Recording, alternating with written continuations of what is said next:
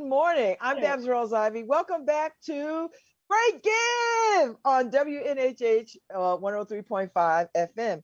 I have the good pleasure this morning of having Sandra Kops and Dr. Jennifer Pierre from Nutrition Security Solutions. I don't think I know this organization.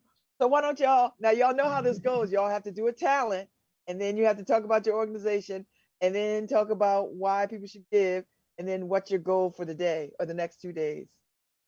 So who wants to start? Well, I will start.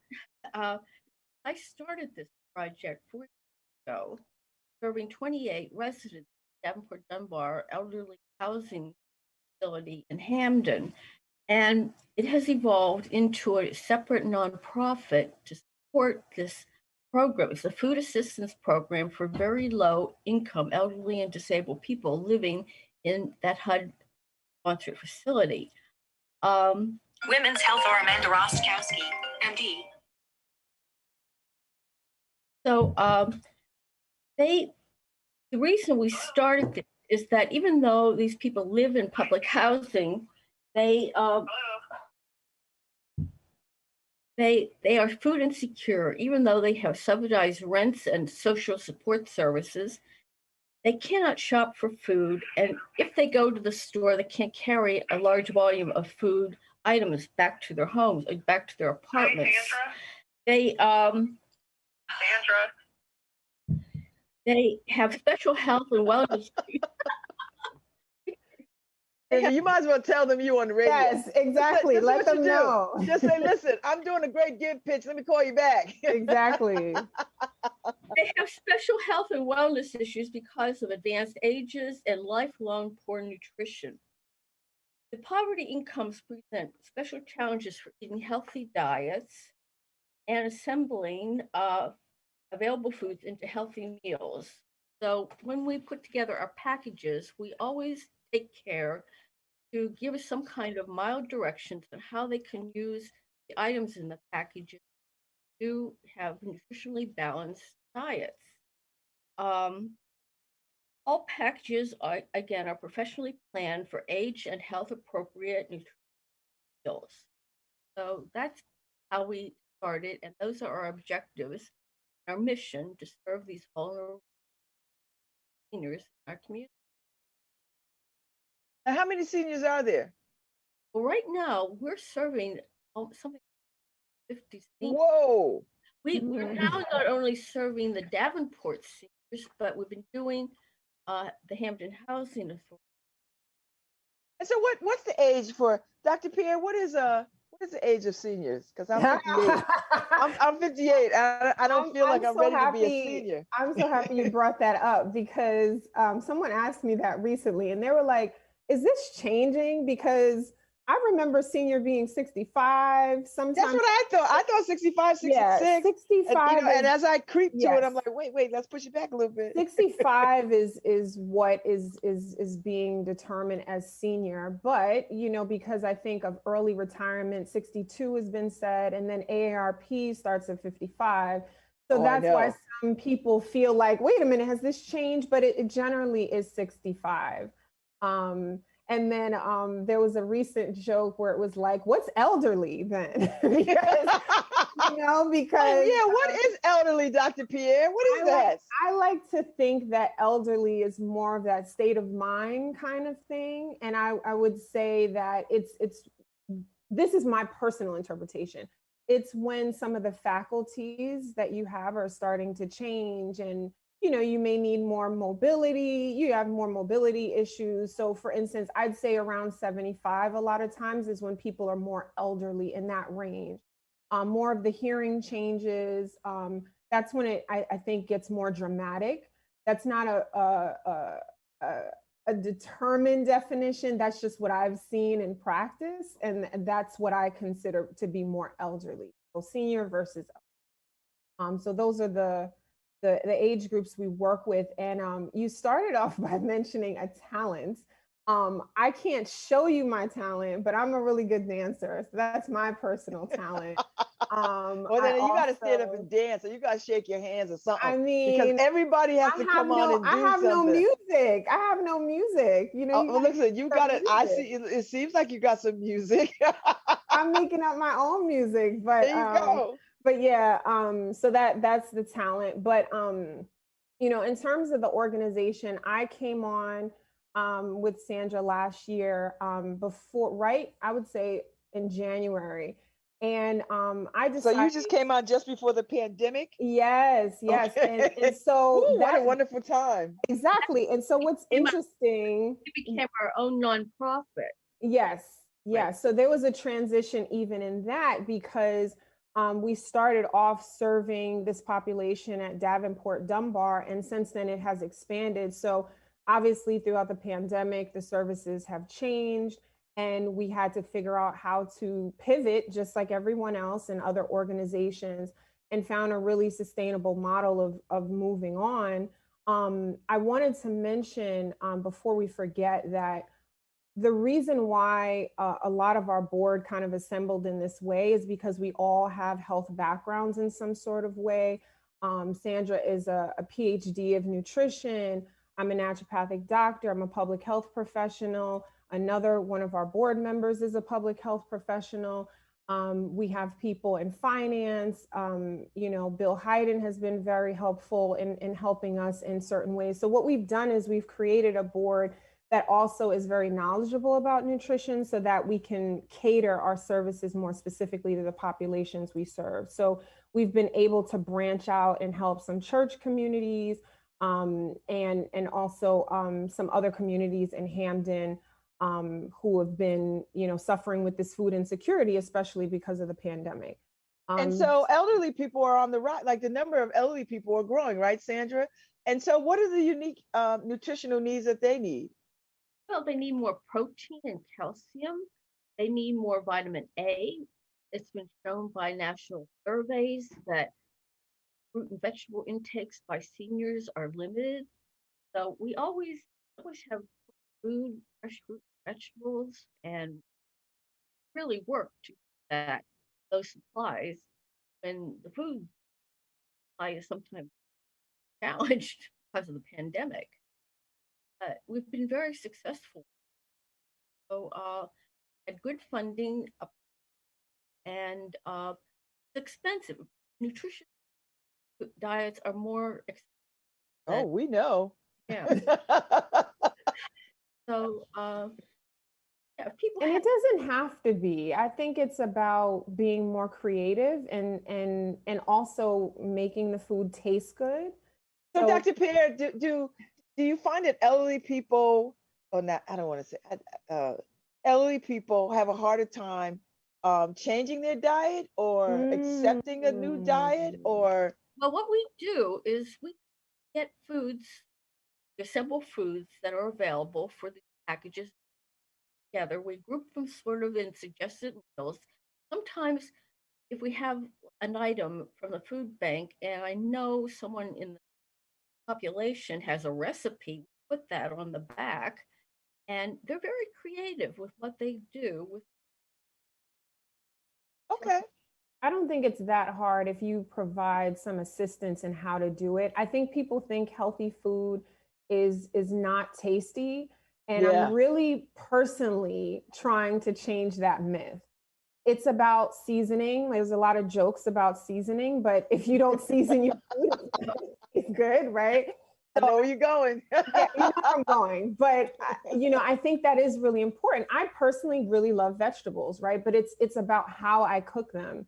And it doesn't always have to be overcooked, because that's the other joke, right? Like you don't have to put collard greens on all day. Yes, but it really is about putting those real herbs and seasoning, and that can take something very simple to something that's a little bit more elevated, and it doesn't have to cost a lot of money.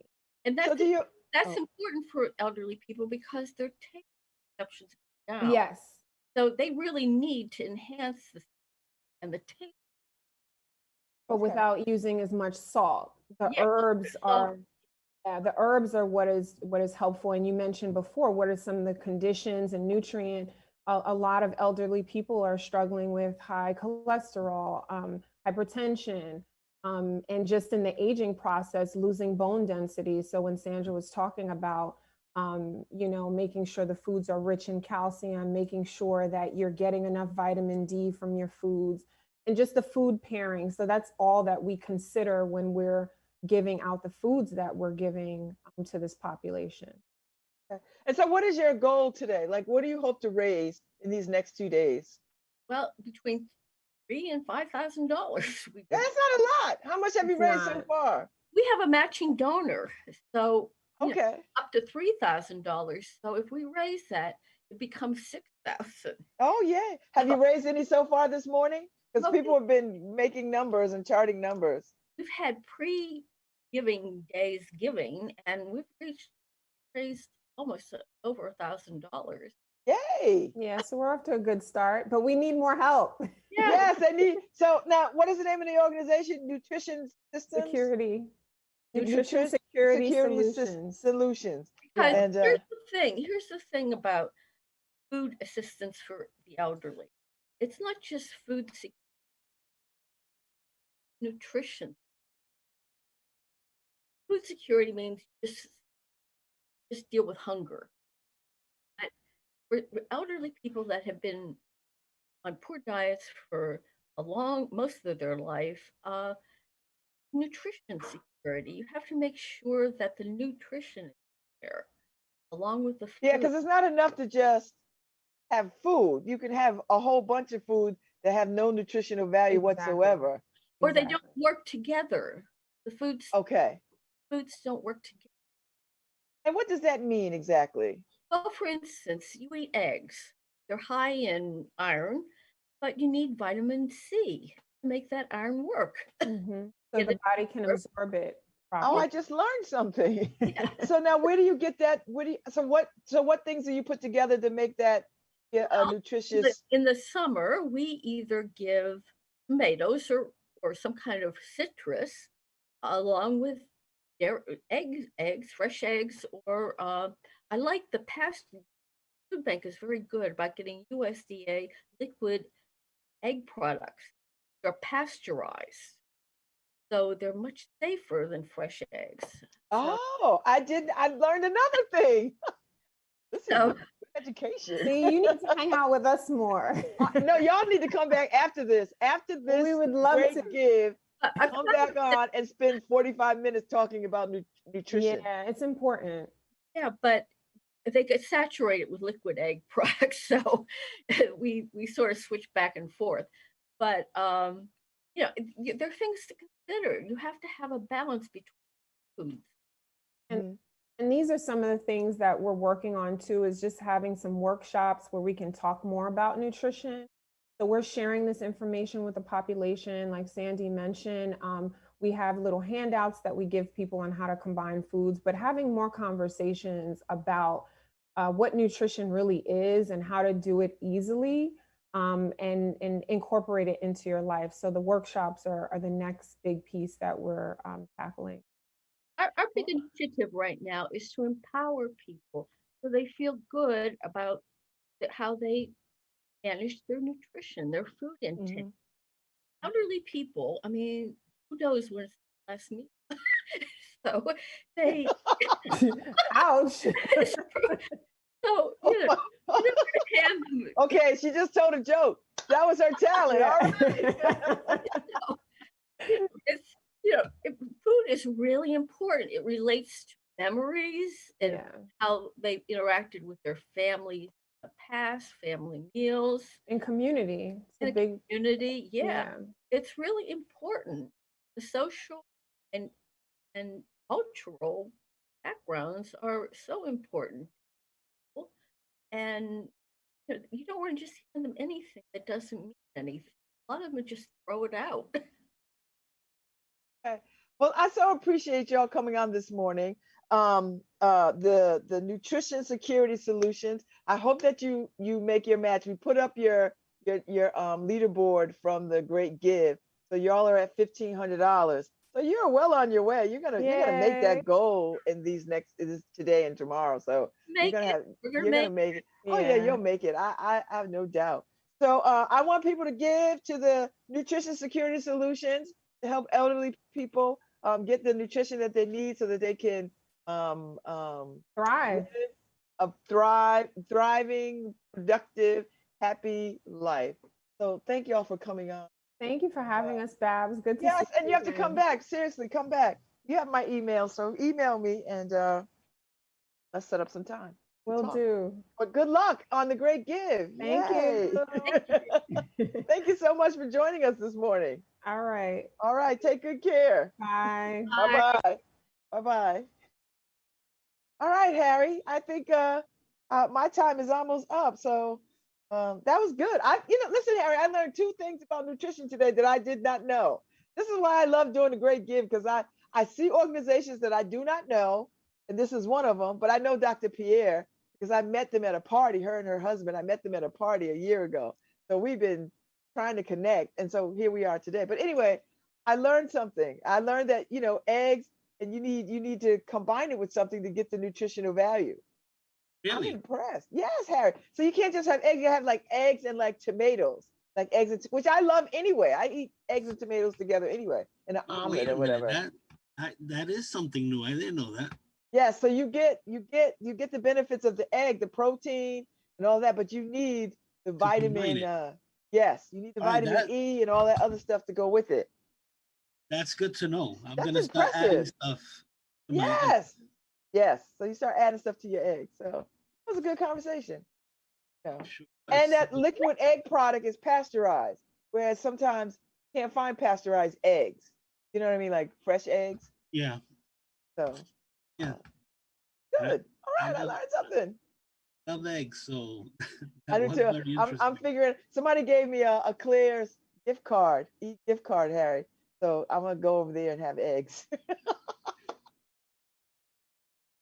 Eggs are good. The protein is good in eggs. Eggs are good. But So if it takes something to trigger it, there you go. I mean, you combine it with tomatoes is actually a perfect thing to combine. I know, Harry. I had a omelet with eggs and onions and mushrooms the other day for my birthday, and spinach. Ooh. And you put a little spinach to it, sauteed spinach. Harry, that's an amazing meal. Yeah, I could do without the onions part of it. Oh, see, I like the onion. I like the flavor of onion. But the mushrooms and spinach would be, oh my God. Yes. Yeah, yes. Put a little vegan cheese on it. I was good. I was like, yeah. A vegan cheese. Oh, yeah. Vegan cheese is good, Harry. Provolone or something. A good vegan provolone is good. Oh, really? I don't know what that means. Isn't it vegan? Yes, it's vegan, but it's made it's made the same way provolone is made. It's just without the dairy. No, but I'm saying, is it? Oh, okay, without the dairy. I was trying to figure out. Yes. So vegan cheese is made like they make other things, like made out of oats and cashews and. But that's like $2 more a pound, right? Well, you can't put a price on good health. It's like, okay. Good health is priceless, Harry. That's the problem with healthy food. You're like, listen. That organization that just left us, they're all about helping the elderly get the nutrition. You want to age well, Harry. You don't want to be 75 feeble. You want to be vibrant into your. I want to be like Cicely Tyson into my 90s, vibrant and looking fly. I'm just saying. Yeah, if we could all accomplish that. Yes. So this ends my reign for the Great Give today. I enjoy the Great Give. I love it. I'm looking forward to tomorrow to see who we talk to. I hope people give and give generously. This afternoon, I'm gonna look and see where I want to give, Harry, and start making my moves today and tomorrow. Make sure I get my little coins into organizations. And I am going to choose an organization I don't know, and I will give to it. Yeah, we're close. We're at 885,000 right now. Wow! I got to put my money with that. I got to be in that number. Yes. I could throw them. Well, yeah, I could throw them right over 900,000, pretty close soon. When it gets to 899 and 800, anyway, I got a little budget for today that I got to spend. When you put your $5 to it, it takes it right to 900. Yeah, right over. I got a little budget that I got to spend today. I know. I'm crafting my budget. I'm thinking about it now, Harry, because Jackie Downey, she set off because I was just gonna give a couple of places, but I'm gonna give to a couple of places that I know, and then I'm gonna give to a couple of places I don't know. So now that just changes my budget a little bit, but that's okay, because to give is to receive. So right, and we're spreading the wealth. I mean, relative to our wealth, we're gonna spread the wealth. So it should be good. We have other guests, but Paul hasn't shown up yet. Okay, so we'll wait for Paul to. There's 2 people in the waiting room waiting for Paul. I think this is the Havens Harvest folks, right? Yeah. Okay, so they're coming. What I'm gonna do, I'm gonna stop this last stream with Babs Rose Ivy, and we'll be here right when you're back. Here. Yeah, we'll be right back with Paul Bass. Yes. Continuing the Great Give on WNHH LP 103.5 FM, your home for community radio. Deuces. Thank you, Harry. Thank you. Well, Babs, you got the skills that is required for the Great Give. But thank God I don't have to do it. Harry, you do it? What do you mean? You doing it? We do it, but thank God I don't have to. What? You're doing it like you. Harry, you have taken over for me many a times when I've lost power.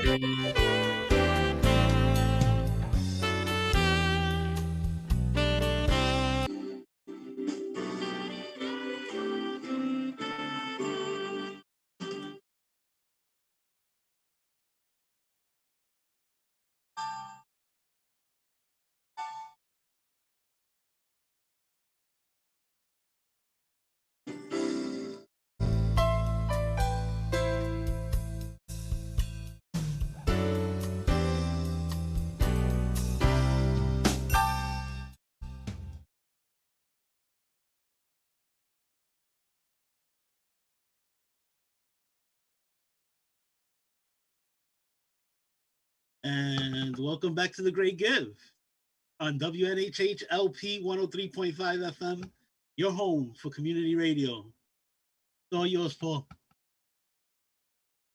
You're muted.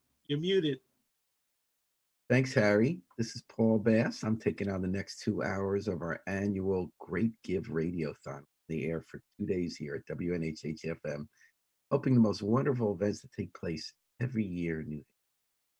Great Give, sponsored by the Community Foundation, Greater New Haven, where hundreds of nonprofits come together to help each other and make a pitch to the community once a year to donate money to as many great nonprofits as you can. There's matching money, there's prizes, and we invite them during this radiothon. Come on and sing for their supper. Poem, song, tell us what they're up to and why they should contribute. Before I introduce this segment's guest, I'd like to urge everyone to go to thegreatgive.org. Don't forget the word thegreatgive.org. There you could find out about hundreds of great organizations to give money to if you want to throw a few coins our way at Online Journalism Project. That'll help the WNHH FM, the New Haven Independent, and the Valley Independent Sentinel. But I want to tell you now about one fantastic organization to give to, and that's Havens Harvest. During this pandemic especially, we've learned about how deep food insecurity is in our community, and that's a fancy word for hunger. Already we're neighbors in New Haven where up to half the families were deciding every month whether to give the little money they have left for food or rent. And our guests this segment are from Havens Harvest to deal with that. And I want to turn it over to you folks. We have 3 guests for the organization. Welcome to the Great Give Radiothon at WNHH FM. And I was wondering if the 3 of you could introduce yourselves, tell us what you're up to, and then maybe whoever's going to give us the song or the poem to kick it off. Good morning. I'm Lori Martin. I'm the executive director of Harvest. And these gals joining me are longtime volunteers, board member, but they. Good morning. My name, I'm sorry, 1 second. No sweat. We're just getting going. Good morning to you. My name is Heiklis Williams, and I am a family service worker at the Dr. Mayo School. I'm also on Lori's Havens Harvest board, and I am the co-clerk. Here at Dr. Mayo School, we service low-income families, and we have been doing that for so many years with Lori, maybe over 6 years. Lori has been a part of our community resources, and we're happy to support her today. And Arlise? Good morning. My name is Arlise Brogdon. I am a social worker here at New Haven Board of Ed's Head Start program at Dr. Mayo School. I joined Lori, I guess, in the very beginning when she first got started. I don't even know how many years I've been picking up and dropping off food every Saturday, but it's something that my family and I look forward to. Even my son is doing it, and he doesn't even realize why he's doing it, but he joins me on Saturday mornings and helps me pick up and drop off for those who are in need. All right, so that's what you do basically, Havens Harvest. Lori is Arlise, and Heike is a group that drops off food for families that don't have it. What exactly is your mission and your modus operandi in New Haven? Our mission is to recover all the good food that's out there that is unsellable by markets. We recover food from the four-year colleges around town, thousands of pounds, all of them. And so excess food is part of a food system. Diversity, COVID, variation between what you want. I mean, the chefs make a great job at trying to minimize those leftover food, and then just give them. So we pick it up, and we have over partners, Greater New Haven.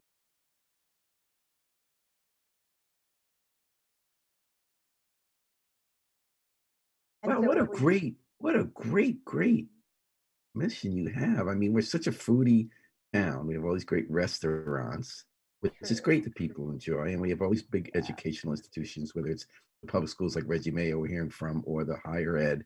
And it is such a challenge when you're cooking for that many people, not to throw out food. So I'm so glad you're there.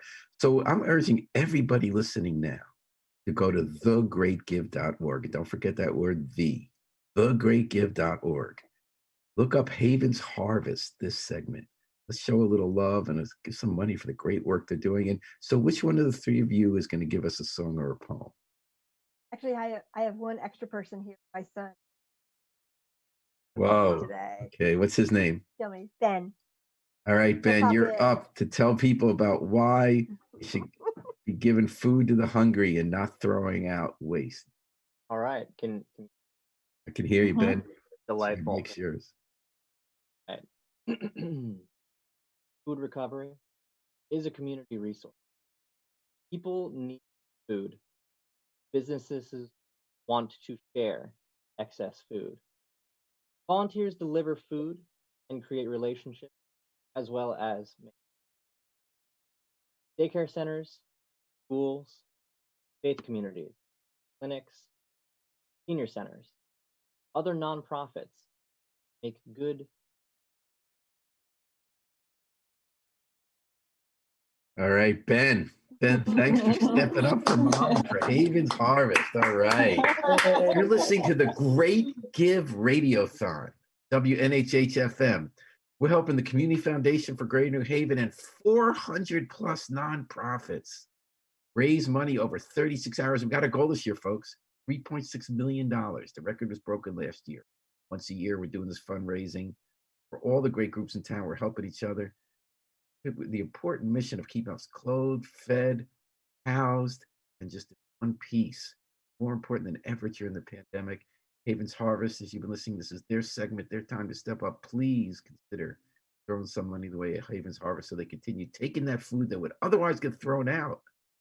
Colleges, universities, schools, restaurants, go to people who are struggling to have food. Maybe if I could ask, since we have two folks, Heikless and Arliss from Reggie Mayo School. That's a preschool, public schools preschool. That's part of our giving everyone early head start in education, New Haven on Goff Street. If you could maybe tell us a little bit about what you do there and why hunger, food insecurity, getting this food to families became part of your mission day-to-day. Well, I must say the reason it came part of my day-to-day job and my mission was when families come to us, we try to connect them with resources, whatever their needs are. And one of the things I found out was people was needing food, because some people, once their food stamps ran out, so towards the end of the month, then they have nothing to eat. And I could not find a place to go and get food for my families. And so I went to one organization which was dedicated to their neighborhood, but they were able to give me some food and I was able to bring it to the families. So I started the search of finding a place where I can parents could reliably go every month or, every week and get food. And so in my search, I ended up with the backpack program from the Connecticut Food Bank, and that went away. And then I ended up, searching again. And then the food bank still didn't do it. And then one day somebody introduced me to Lori, and she came with bags and pans of foods that morning. And from then on, we connected. And every week we get food from Trader Joe's. We get boxes of bread from Chabaza Bakery. We get from that's good bread. Bagels, good bread, freshly baked in the morning. It's great bread. And Trader Joe's, we get a lot of good produce and good stuff that, otherwise would just go in the trash. We get stuff from Yale and Quinnipiac universities. She would just call you on the whim and said, well, we have food here and we have food there. And we would run out, Arliss and I, we would go out and we would get it and we would bring it back. And the community here at Mayo, they welcome it, and before the end of the day, it's all gone. So I can't imagine more. Really a big thing for us, and the families love it. We just went and got a ton of bread, and people are going downstairs now to get bread, and by the end of the day, it will be all gone. So I can't imagine work that is more God's work than this. Yes, people that can actually eat, so they can continue. And I'm thinking that in terms of your job at a school. So what is your job at the school, Heike? I'm a family service worker. So what I do is, connect, like I said, one of the things we do is connect families with resources, help them to achieve their goals, to get them to wherever they want to go, not just develop the children, we develop the whole family. So whatever the family needs are, we assist them with that. And so are the students mostly 3 to 5 years old? 3 to 5 year old. They're all 3 to 5 years old. So what have you noticed about the extent of hunger among you talked about food stamps. I know that, at least before the food stamps recently got increased, that almost every month you couldn't even afford a fresh vegetable by the 15th of the month. Yeah. The month is tough. What were you noticing among the kids? How widespread was the hunger, and how did it matter in how the kids were every day at school? But our goal was to make sure children don't go hungry. So we identified that if the children are relying on food during the school day to suffice their needs, then we will have to fill in somehow on the weekends and on the times they're not in school. How do we help the families to continue to feed these children? And so that's one of the reasons why we reached out to Haven's Harvest and the food bank, and wherever we could. And Haven Harvest has been our staple support in that. We have another program that gives us food for the SNAP bags, and so they have that to take home on the weekends to ensure that they have continuity. So they have. Then you used to have to worry about school vacations. Then came the pandemic when learning was remote. Exactly. So I'm guessing you had a pivot. What did you do in the past year? And now kids are back. What did you do in the past year with that Haven's Harvest food to make sure it got to families when they weren't physically in the building? So Allyx fortunately had the resource of the Allyx Club, which is like right behind us. So we went out, Allyx and I, we went out to Trader Joe's and we got our food and we put it out right there at the Allyx, and the families know every week to come there, and they would come and get it.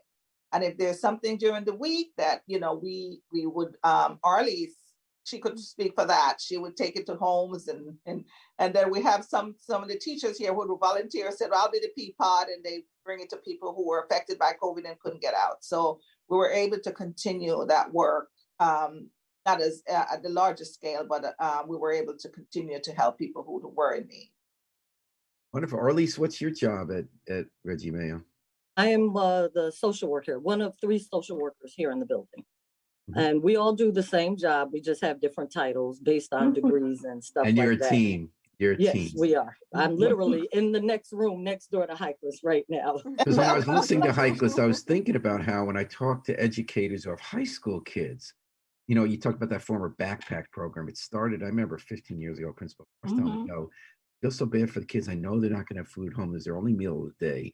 So she would quietly, before people like Lori were doing this on such a big scale, she would quietly just have a backpack ready for them on Friday afternoon and extra when the school vacations come. Now we've really pulled together in New Haven to do so much more.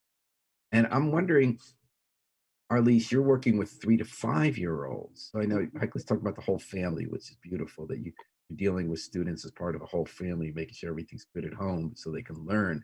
What do you notice about the difference in tackling this challenge with 3 to 5 year olds as opposed to older students? I've dealt with it all. I've worked for, I've worked for Head Start for 26 years, but in the meantime, I also worked at a group home. And I noticed that children here don't realize they are hungry because they live on junk food. And Haven's Harvest has provided fruits and vegetables. We have parents say, oh my goodness, oh, I need this because, oh, it costs so much in the store. And it's ridiculous the amount of money that you have to spend on good quality food versus you can get a 24 pack of oodles and noodles for $3. And believe it or not, that's what a lot of our children survive on. Oodles and noodles, hot dogs, they're called like little huggy juices, and that's because that's all that they can afford. Isn't it amazing how to eat healthfully costs more money than to pollute your body? It's stunning. Yes. But I'm glad you guys have that covered there. So, and what about in terms of the impacts on learning? So if a kid comes to school hungry, what's that going to mean for the kid's education? They can't function. You can't do, like, even myself this morning, prime example, myself this morning. My breakfast was sitting on the table and I walked out without it. And I was walking in circles right here in the office trying to pack snack bags. And I'm going, oh my God, why can't I get it together? And then I just had to stop. And here's the pack of Cheerios that I just had to stop and eat to get myself together because I was wandering in circles. So think about somebody who didn't eat last night. And if they didn't come to school this morning, because here at Head Start, we're guaranteed that the kids get at least 2 decent meals a day. I got to tell you, it breaks my heart how I know the CARE surveys, the Community Alliance Research Education show that in West River, the Hill, Fairhaven, it really was up to 50% of families sometimes have a few days of those months at least when they're making that decision. It just seems so wrong, but you guys are working on the front lines. So we're asking you to think about Haven's Harvest, this segment of the Great Give Radiothon. If you can go to thegreatgive.org, don't forget the word thegreatgive.org. Just type in Haven's Harvest, 2 seconds. There you go, 2 more seconds. You just give them some food so they keep this work going. Lori Martin, how long ago did you start Haven's Harvest? Well, I've been doing this work for about 5.5 years. Harvest is profit. It started actually with a different 19 college, and so I suggested the world and I would help him. And we were by Trader Joe's, and we had heard from friends that they were so we ended up connecting up with them, and they were our first donor. We were working with a profit then. Fill a car every time we went, 5 days a week. Now we go there 2 times a day, 7 days. They still have a lot of, given their model of how they run their business, there's that much excess food. That's how some of the great food off street. So since then, actually, we've grown because now we have more than 100. So it sounds like this started out as a personal crusade, not structured, and it's grown into another case of New Haven's endless spawning of wonderful nonprofits, 400 plus of whom are raising money today and tomorrow for the Great Give. How did you morph? How did the mission grow, and how did you morph into an organization could do this on a larger scale? Interesting, actually, by people like Arlise and Hecklis. Arlise was one of our first volunteers. We've been from the beginning. She was working at Ziegler Head Start way back then before Reginald Mail. We were first connected to faith community on Dixwell Avenue, and that was like grabbing the food. And that person said, "Hey, I work for a daycare center." Talked to our daycare head, who was head of Ziegler, and Arlise came on board as a volunteer to help pick up food. I think pick it up, right? And so then it just kind of grew from there. I mean, we haven't done much publicity about that. It just word of mouth and finding new donors that way, volunteers that way, sites. I'll say that in the beginning, it probably reached out to the elderly part of the new. We have a good relationship with them. About a dozen sites, and then I also like working at daycare centers. Our elderly and although everyone in the so that's what we. Actually, I love to daycare centers. I don't know if these folks think that they don't have food within their programs easily identified because of allergies. Families get to pick up their time. So I love that access. And so we didn't say actually our volunteers directly to a daycare center, directly to folks. We want to, before we say goodbye, and thanks so much for joining us on this segment for Haven's Harvest on the Great Give Radiothon. In addition to sending money to you folks, have a website you'd like people to visit in terms of other kinds of assistance. What would that be? havensharvest.org. And Right. we have ways for folks to volunteer. Got a sketch new app to help know exactly where to get food and where. All right. Arlise, Thanks, Paul. Nicholas, Lori, thank you for the great work you're doing at Haven's Harvest and the Reggie Mayo School. We saw when that thing got built and got opened and what a great institution you are. And there you are behind the scenes, making sure that the kids are going to thrive. Great Give Radiothon, folks, thegreatgive.org. Let's give one last chance and just go right on there, this segment. Go to Haven's Harvest. Help make sure food doesn't go to waste, but help feed our families in need.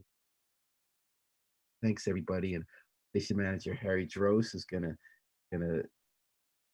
shift over. We have another guest, I believe, waiting, right, Harry, from Cove Center for Grieving Children. Correct, Harry?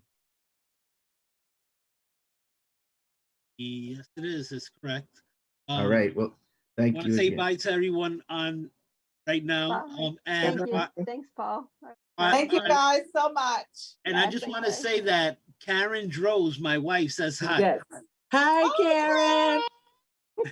We miss you, Karen. Karen was our parent involvement person years ago at Ziegler. Yes. Oh, really? And she helped me through with my children when I started Head Start with my family too. So thank you, Karen. Right. Appreciate it. Support. Take Thanks, care. Paul. Bye bye. Right. Well, thanks a lot. So you're listening to the Great Give Radiothon at WNHH FM 103.5, live streamed at newhavenindependent.org. This is that time every year, folks. 36 hours. Community Foundation brings together 400 plus nonprofits working hard to keep our families and our communities safe, fed, clothed, housed, nourished, spiritually and physically. And this is our chance to come together to do that, keep it going at the hardest times at all during the pandemic. We're asking you to think this segment about an organization called the Cove Center for, and we're about to hear from Gamber to tell us about that. And remember, the website is thegreatgive.org. And if, in addition to giving money to some of these other fantastic organizations, you'd like to keep this show going and the New Haven Independent going, we're a nonprofit too. We're part of the Great Give. We're the Online Journalism Project. Online Journalism Project publishes the New Haven Independent, WNHH-FM and the Valley Independent Sentinel. We're a public interest nonprofit. So if you want to throw us some change, that would be great. But this segment, I'd like to welcome Allison Gamber. Allison, am I saying your last name correctly? Yes, you are, Gamber. All right, Allison, thanks for joining us on The Great Give on WNHH-FM and the Cove Center for Grieving Children. We ask everyone coming on, we have 3 per hour in general today and tomorrow, to start out with giving us a song. Sing for yourself, a song or a poem that kind of captures your mission. What do you got for us, Allison? We've got Lean on Me. Ooh, one of my favorite songs forever and ever and ever. Yes. Lean on Me is actually the way that we close each of our program sessions. The families come together and they sing that because we are the organization that grieving families can lean on. Okay, so hit it. I have to sing it? Oh, yeah. Oh, gosh. I'll read it. How about that? You think, is that what you do at the end of your sessions? No, I guess I'll have to sing it.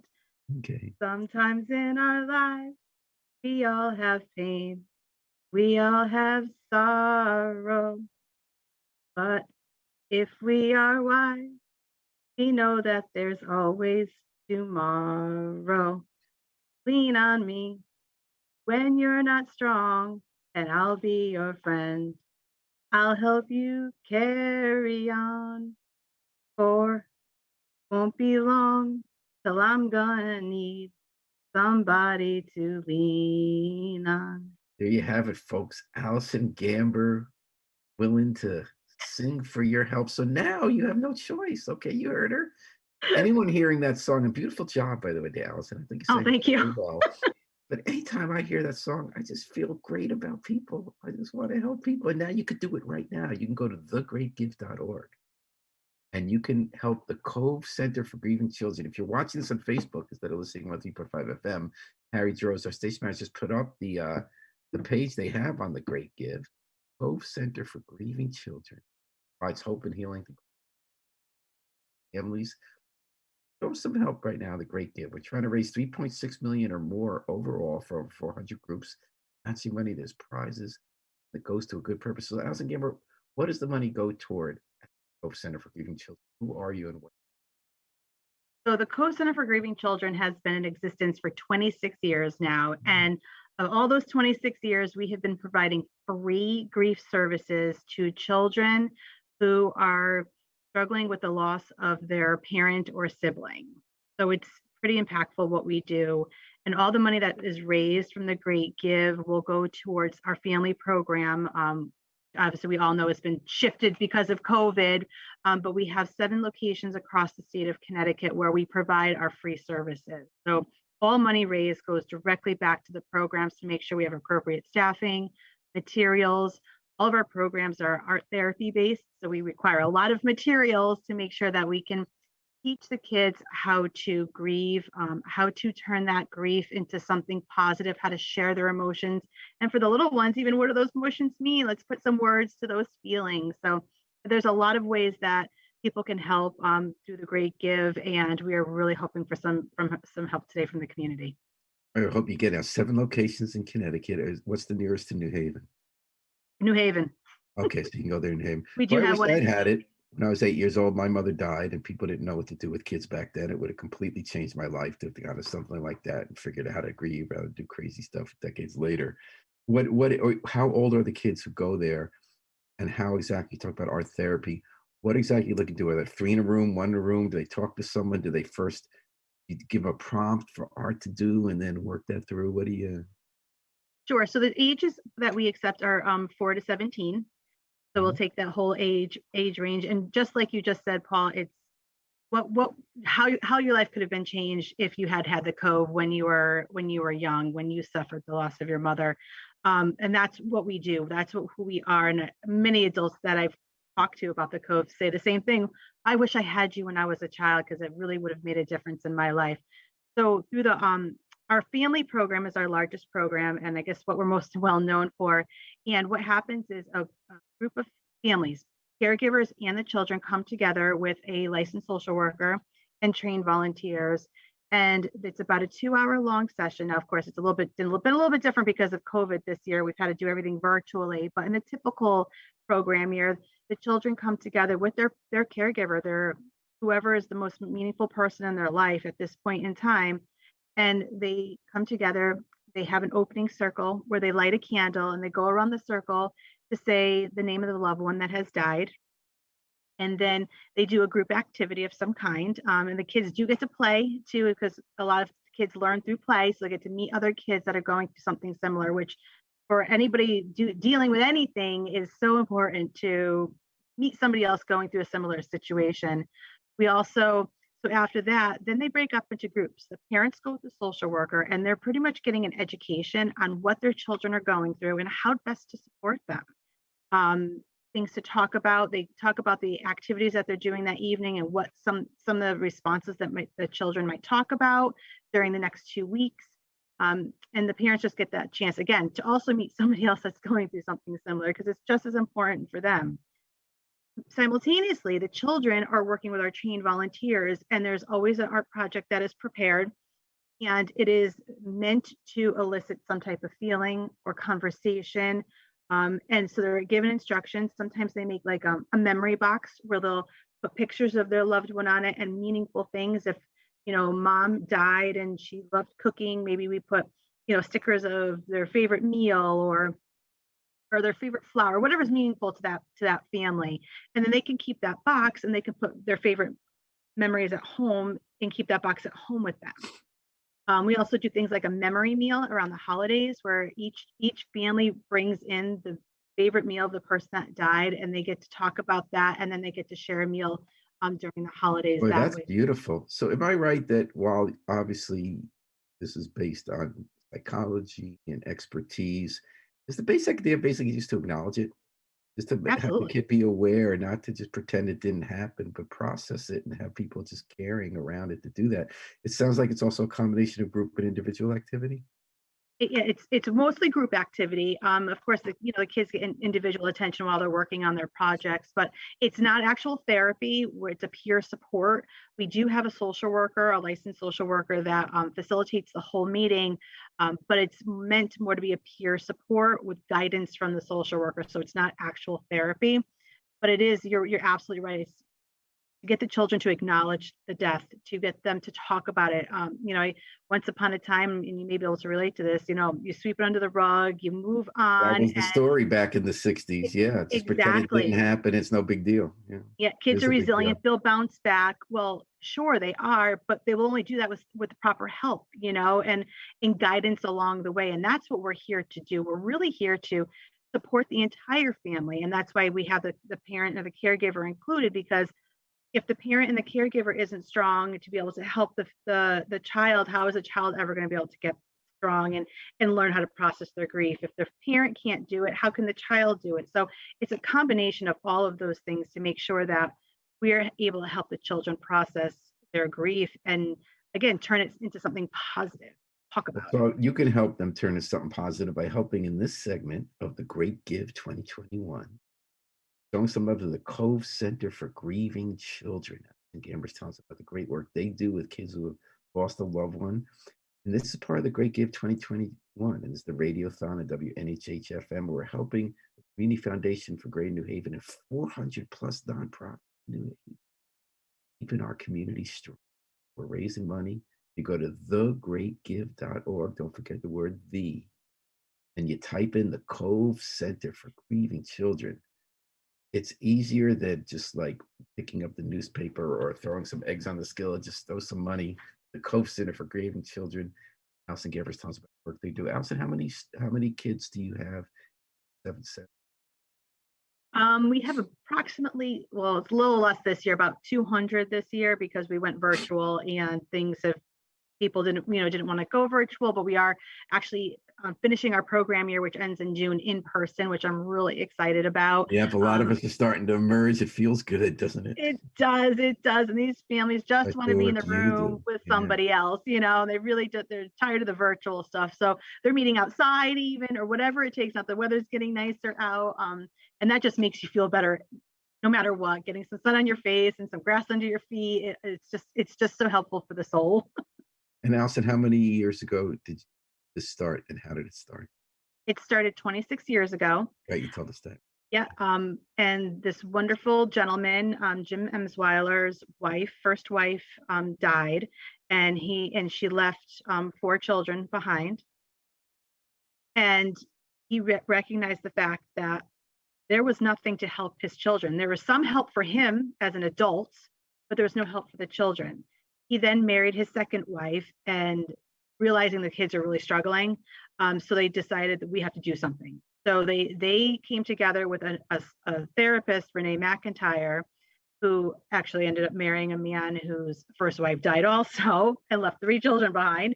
And they decided we have to do something. We have to do something for the children, for the families. And that's how the Cove started, was out of grief from the loss. What does the Cove refer to? Is there a particular cove in New Haven or in the shoreline? So actually, the first Cove site was in Guilford. And in Guilford at the beaches, they have the little nooks, the little coves that you can go in, and it's protection, and it's supposed to be there. You know, it keeps you safe. If it's stormy out, you go into the cove in the heart, and it's a shelter. And that's what the Cove does. We protect and we shelter, and we give some love and support to these families. You can support the Cove Center for Grieving Children at thegreatgive.org if you want to type in the Cove Center Grieving Children. This segment on the Great Give Radiothon, pressing you to support this great organization, 26 years going strong, helping children who have lost a loved one. Allison, what's your personal relationship? Have you lost a loved one? How did you get involved? Well, honestly, I was looking to advance my career, and this position became available. I'm the executive director, and yes, I've absolutely had loss, not as significant as a parent or a sibling, but my cousin died 10 years ago, and that completely changed me as a person, and it was more like a brother than an actual cousin, and I relied on him heavily, and so that actually shifted me quite a bit. So when this opportunity became available, my husband even said, this is where you belong. You belong to help with these kids, and you belong there. So what did you take from I'm sorry about your cousin. What did you take from your personal experience with your cousin that you brought to this? What helped you or what didn't help? I realized I really didn't process my grief, believe it or not, Right. No, I believe it. It was so, it hit me so hard, and I just kind of, again, pushed it aside, and I just didn't deal with it as well as I thought I was dealing. And that was the true, once I got here and I started talking to all these wonderful social workers and our volunteers, and hearing their stories and understanding what the Cove has done for them. Many of our volunteers are past family participants, and I realized, and the more I talk to the people, the more I'm starting to learn how to process my own grief in a different way than I was before. That's good to hear. Now, can you tell about a day in the job? How long have you been at the job, Allison? 2 years. All right. Can you tell me about a day in these first 2 years at the Cove Center for Grieving Children that stands out to you as either an example of the impact you can have or why you do the work? The families. I just talked to a gentleman 20 minutes ago and asked him how he was connected to the Cove, and he was a participant, and he said to me, again, I don't know where my kids would be. Like, it was so important for them. I've got a volunteer now who was a Cove kid. She became a volunteer, and now she did her internship with us this year. The Cove to her is everything. It is embedded, the mission, the philosophy, the things that she was taught when she was 10 years old, when her dad died, are part of her everyday life now. So it's those types of stories that really make me keep going. And especially in these challenging times, to make sure that we are here for these families. And I mean, I could go on and on with a million stories just like that, where they don't know where they would be. They don't know how they would be functioning, or how healthy their relationships would be with other people.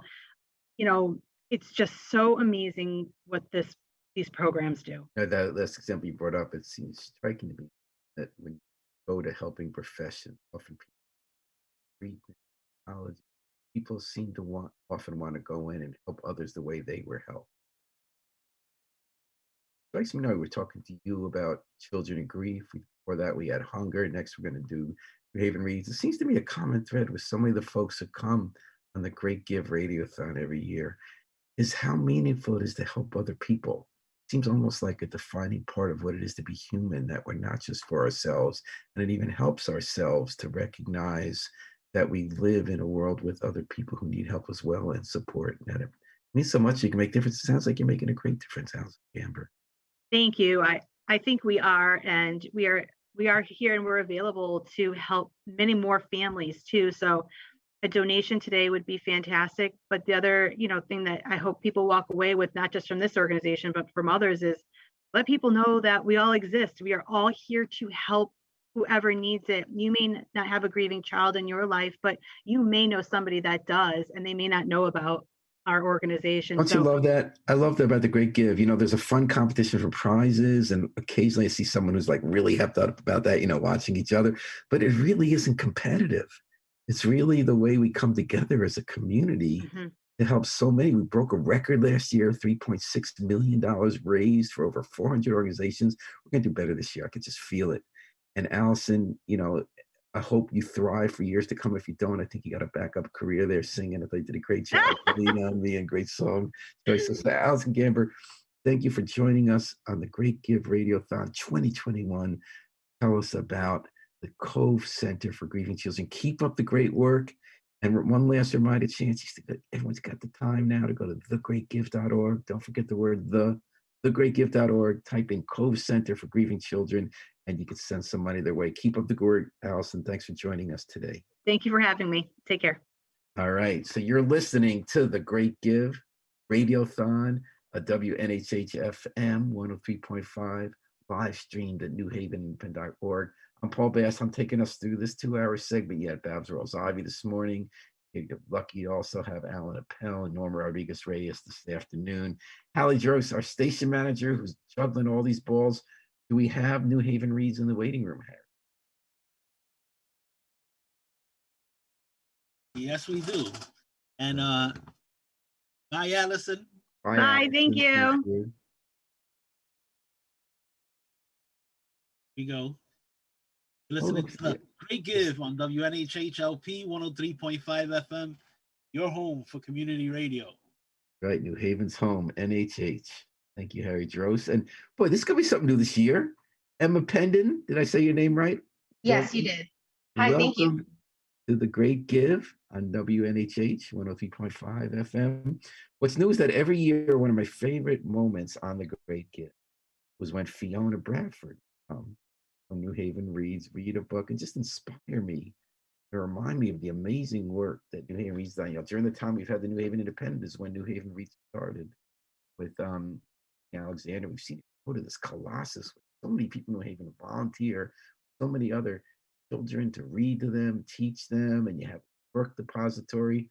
So now I'm looking forward to meeting you, Emma, today, hear what you're doing at New Haven Reads, and tell our listeners and viewers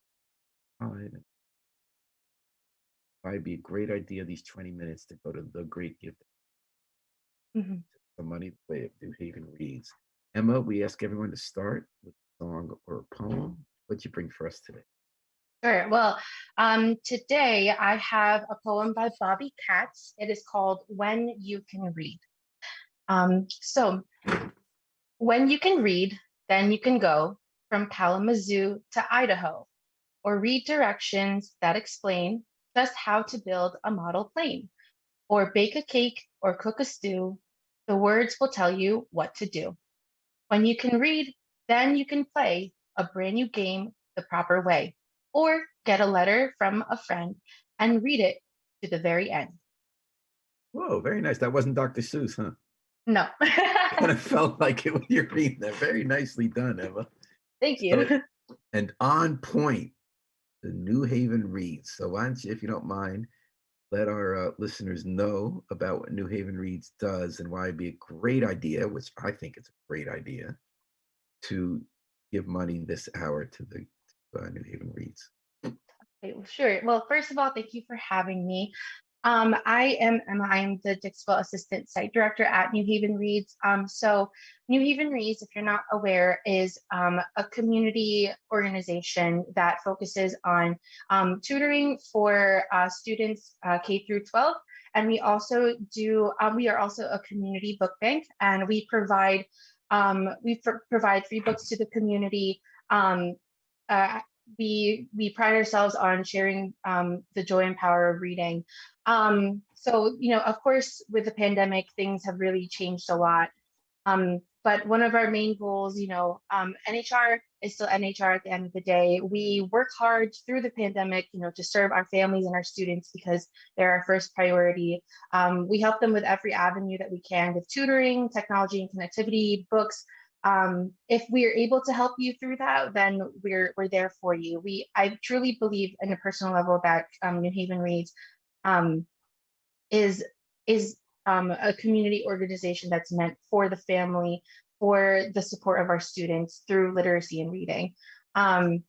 So that's basically what we do, and we strive to do more and more every day. So if I'm correct, you have 2 locations in Dixwell, correct? So technically we have 4 tutoring locations. So one on Bristol Street, then Dixwell is across the street from Bristol. Then we have Willow Street, then we have Science Park. So we're all over. So I'm remembering when you all started out was first at Bristol Street. Well, I guess first you were on Audubon, then Bristol. And I remember the first thing we all did before you were this powerhouse of tutoring for New Haven kids was we would all come with our drive up and then schlep all these big piles of books because you were just building a book bank, right? If I'm not correct, if I'm not mistaken, Christina Alexander's original vision was a book bank, which you still are. And anyone just for free can go get a book. Now we have these little libraries that pop up, but you were a big library out of that building that hadn't been used on Bristol. And it was just a wonderful place to go. You just felt great walking in. You might walk out with a book. You come in with 20, you walk out with 1 or 2. And then it seemed like, and Christina Alexander had the vision. She also was able to bring a lot of people in. Young, smart people wanted to tutor, idealistically, people who want to make sure books got in the right hands. But it seemed, if I'm not mistaken, what really took off was this tutoring. I know that, a lot of people who are busy with day-to-day jobs like to have a way to devote an hour or 2 a week to making a difference, even if their lives are busy. And I know that some of them work at the Independent, like Tom Breen, at the arts paper. They go every week and get to know a kid and read to them. How did that take off, and how many kids and tutors do you have now at all your locations? Oh, that's a great question. I think the true answer to the question as to how it took off, I think it's time and time again, we always say that we share the joy and power of reading, which means that and when I believe that when a group of people are passionate about something, then things really will get done. And the families that we work with, past, present, future, they're always passionate about serving their kids and serving the community. And I think that really is the fuel for the fire that we have going on here. I think that's what really makes it take off. The demands are high, and sometimes education can be really hard to get by, especially if you have a million things going on. And so and I don't want to say they're just the filler or anything. In fact, I feel that we help to flourish what we have the kids do. And there's so many different stories as to that kind of shows how powerful tutoring at New Haven Reads can be. So I do, one of my students, for example, I'll just name him C for now, just for but he last year, when I first got to know him, actually 2019, he was really struggling to read, really struggling. He could barely read books that had the CVC words, or simple words like cat or bed. He would have a difficult time sounding it out. But now here he is, and with the same, if not more, infectious energy. He's so excited to learn how to read every single day, and he works so hard. And I think that's what keeps tutoring alive. And I don't have the stats in mind right now, but we have hundreds of tutors and we have hundreds of students for a reason. And it's because of those stories. With my student C, like yesterday, it's more than, like literacy can do so much. It can because he's able to enjoy his favorite video games or his TV shows or the books that he reads with his tutor. He just he feels so much joy from it, and we feel so much joy from it, and it's that mutual bond, I think, that keeps I it get the alive. impression talking to you and others over the years that we're talking about two levels of the worth of this work. One is the specifics of reading and literacy. As you said, kid learning to read early will make a huge difference their whole life, besides the enjoyment and the beauty of reading for its own sake. And I think people undervalue that. That to me makes a difference in my life. To be able to navigate the world, not just in a book, not just in a newspaper, not just on your job, not just when you're going from place to place, that really is a marker for how someone's going to succeed in their life. I've been told by some of the people involved that the reading is important, but it's not the most important part. The most important part is for a lot of the kids. It's not like all these kids are coming from broken homes or anything like that. I mean, just all kids need help reading, right? But then for some kids, it's just having someone who shows up every week and hangs with them and does an activity, right? Tell me about that. I mean, how important is it just to have that routine of the weekly sit down, one-on-one, quiet, fun? Yeah, absolutely. Well, I could talk about that for literally days, because that's my 6 out of 7 days a week I'm with these kids. And 6 days a week? Yeah, I work during, we do tutoring 6 days a week. I work on tutoring at Dixwell Monday to Friday, and then on Saturday mornings we also have tutoring. So working hard. I try. But and it doesn't feel heavy or anything, because I see each and every one of these kids, and they, if they're not there, sometimes they're tired from from school and other things going on in their life. But a lot of times that end of the day time, right? When they're sagging, to give them a little snack or. Yeah, exactly. It's the end of the day for them. And it's if grownups have a hard time, kids have a hard time too. But, seeing the bonds that they have with their tutors, it's just so amazing to see. And I have a whole range of tutors. I have high school students all the way to people in their 70s, 80s, tutoring. And each one of them, experiences the joy in seeing their students, figure out this reading passage, or sitting down and doing a game with them and just talking. Yesterday I was just talking to one of my students, and just having a conversation, 10 to 15 minutes, even something short in the day, I think really does make a huge impact, not on just us, but of course the students. And when children get the opportunity to be listened to by an adult, and to be you are the spotlight of the hour, you are important. I think that does so much. And I personally have been lucky enough to have supportive grownups in my life. And New Haven Reads we all want to be the adults that kids want in their life to become better people. And I think, I'm really grateful that, the kids have a channel and we can do that for them. So tell me about a book that made a huge difference in your life when you were growing up. Oh, good question. There's so many.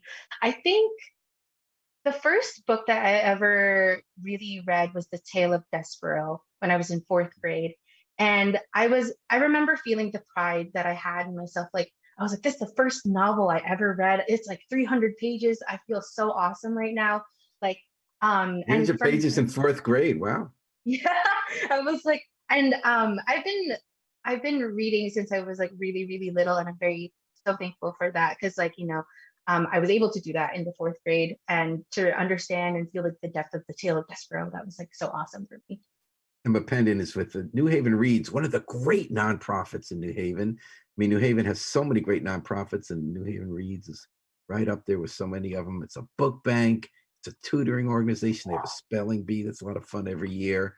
And she's on this segment of the Great Give 2021, WNHH-FM 103.5 live stream, newhaven.org, where we're asking you to try to dig deep and help the great groups that are keeping us fed, read, clothed, housed, and in one piece. You can do that now at thegreatgive.org. If you're watching on Facebook, Harry Joe's has shown you the page. The way you get there is thegreatgive.org. You type in New Haven Reads. Pick the money you're going to give them. I see they already got 11,900, and they're just getting started. Because this is a 36-hour radiothon. Haven Reads, where we're talking about this segment. Emma, how did you get? What was your route to getting to New Haven Reads? How did you get involved? So I went to the University of New Haven, and I was a psychology major, and I was in an internship seminar where a lot of the kids in the class interned there, and they just said amazing things about, like, the environment is so great, the kids are so fun and like so smart and amazing, and I was like, okay, I gotta get some volunteer hours somewhere. Let me just do this. Because I personally, of course, I love reading, and I love working with kids. So that I actually started off as a volunteer, and I was there for a brief time during like my senior year, and I knew in my heart, like, I wanted to do work in nonprofit. I wanted to do something where I served and uplifted my community, because that's number one for me. And I felt, I thought New Haven Reads like does that. That's exactly my goals aligned with theirs. So I said to myself, okay, well, let me look at some jobs here. And then long story short, here I am. Yeah. Tell me about a typical week of yours. So are you mostly tutoring kids? Are you maintaining the bookshelves? Are you writing grants? What's your week like? 'Cause 6 days, you're working hard. Well, I'm an assistant site director. So technically I work at 2 different sites. Basically, my week consists of working with the kids directly. So I basically, like, in like the boring terms, I'm like, I maintain the site, but in reality, it means talking to families, updating them, like, so-and-so is doing amazing here, or like, so-and-so told me like this is happening at school. Let's try to do this, and let's try to figure this out. If there's tutors that are absent for the day, I fill in for them, and I tutor the kids.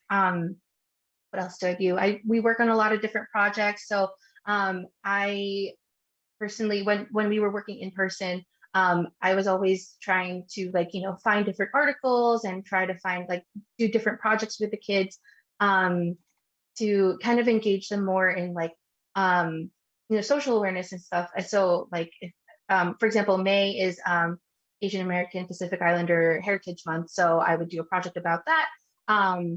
And then, yeah, I just, like, my job is to engage the kids and to be that good grown up for them, I would say. It sounds like you're doing that. Can you tell me about your favorite day or a day you'll never forget at New Haven Read? Drove home while you do the work, or how it makes it? Yeah, sure. That's really hard, number one, because you don't have to pick one. You don't have to pick the one. Just tell me about a day. Okay. I would say, like, sorry. So like just talking about a day you'll always remember on the job. Sure. Okay. I think there's this one particular Friday that comes to mind. I think, like, Fridays, like, everyone's really happy and stuff, but my Fridays were wonderful, like, in person, because I was running a book club actually with 2 students, and we, I would meet with them every single Friday for like maybe 20 or 30 minutes, and we would talk about this book that we're reading, and we talked about like a myriad of, like, different topics, and it was so amazing to see, like, these girls are, like, well, back then they were like 10 years old, they're 5th grade, but they're so articulate and so smart, and they talked about the different social issues that were happening inside of the book. And I didn't have to do anything. They were just talking to each other. And, there were parts of the book that were, like, enraging. And, it wasn't like, and they were really stepping into, like, important roles. And I saw, I saw the leadership skills in them. I saw their potential, like, highlighted even more. And I think those Fridays with the book clubs and, seeing that group of kids there on that day was just so, it just, like, put a perfect end to my week, like, because the work that we do, it can be, exhausting at times, but just seeing those girls seeing how book club went, just it was just a great thing for me to just remember and reminisce on. So Emma Pendant, I'm so honored to have spent some time hearing what you're up to at New Haven Reads. So glad you're doing this great work in the trenches. New Haven Reads is just a wonderful success story we've seen grow over the last 15 years in New Haven, from a small, modest book bank on Bristol Street to a citywide network of book banks tutoring homes, spelling bees, hundreds of people tutoring, getting tutored. Keep up the great work. Let's remind people you're listening to the Great Give Radiothon at WNHH FM. If you could go to thegreatgive.org. The Community Foundation is helping 400 plus nonprofits raise money. We're trying to help them do it. For this hour, let's go to New Haven Reads. If you just type in New Haven Reads, thegreatgive.org, you can send them some money, since the love. I'll say goodbye to you, Emma. Thank you. thank you so much for having me today, and thanks for your poem. And we're going to take a 2-minute break. That's all right with Harry Dross. And we're going to be back on the other end of noon to keep the Great Give Radiothon 2021 humming.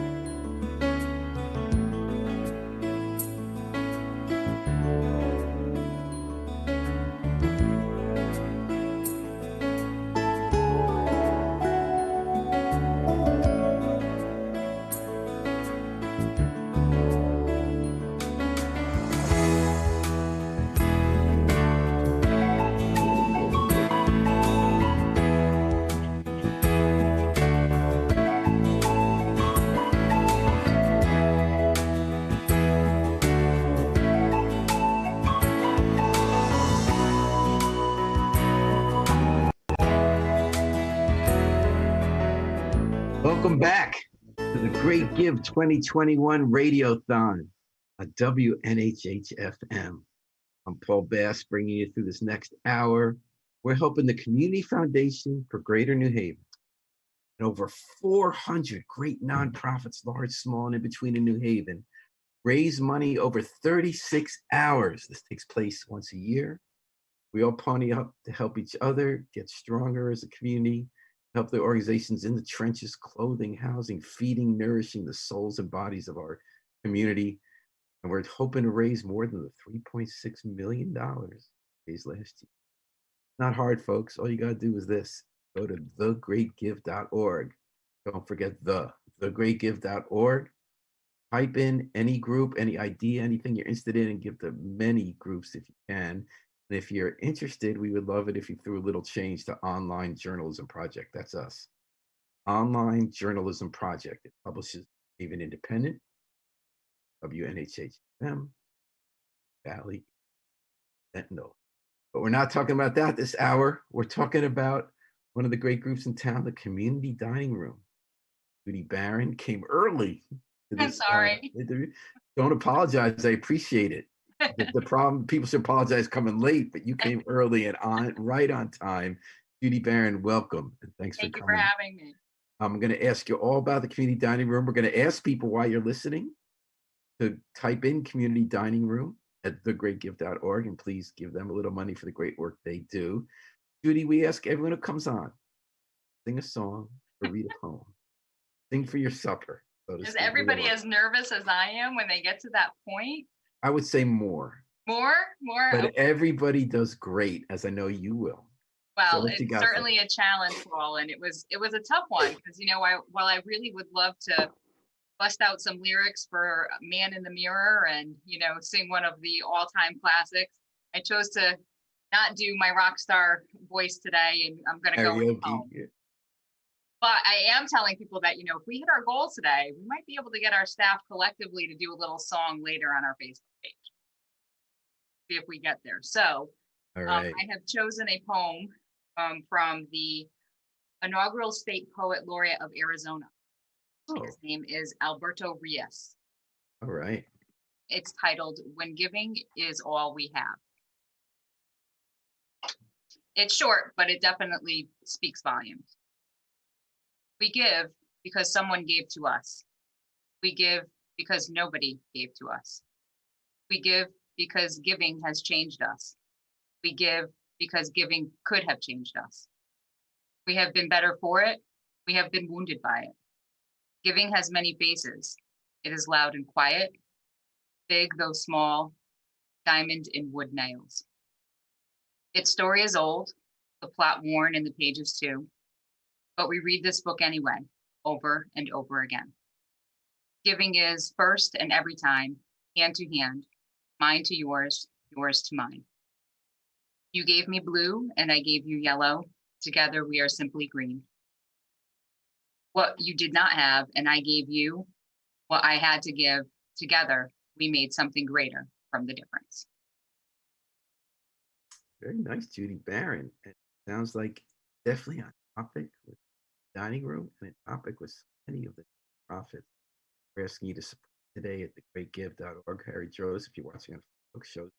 Already gotten $4,400 and we're just there we are. $35. Good start. We're doing well, and we've set a low goal this year for $5,000. So oh no, we got to change that goal. I know we're going to definitely go we're back not stopping in. at 40. We're not stopping at just another $500. No way. We're going to double no those way. numbers for sure. We've had a wonderful community reach for support right out of the gate. Advanced giving came through, and we're really thankful for that.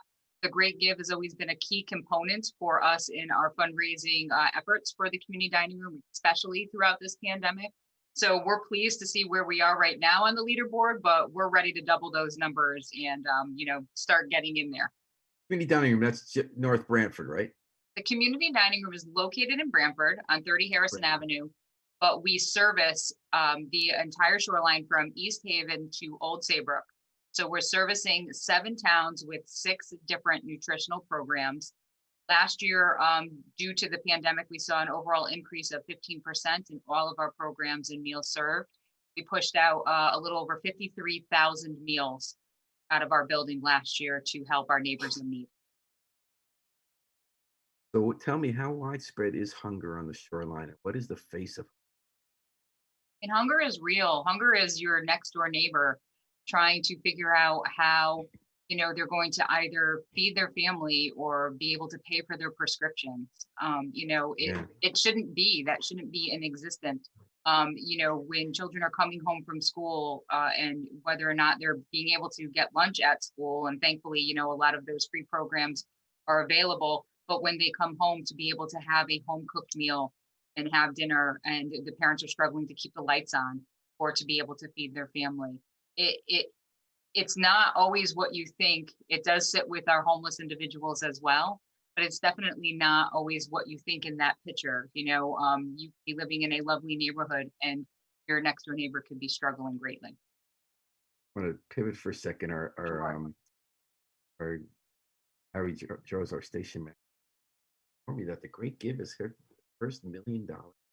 Wow, that's amazing. Just getting started, folks. This is a 36-hour telethon. It goes to 8 p.m. on Wednesday. But we're not going to rest on any laurels here. You're already, Judy, hitting your first goal. We're going to double your goal.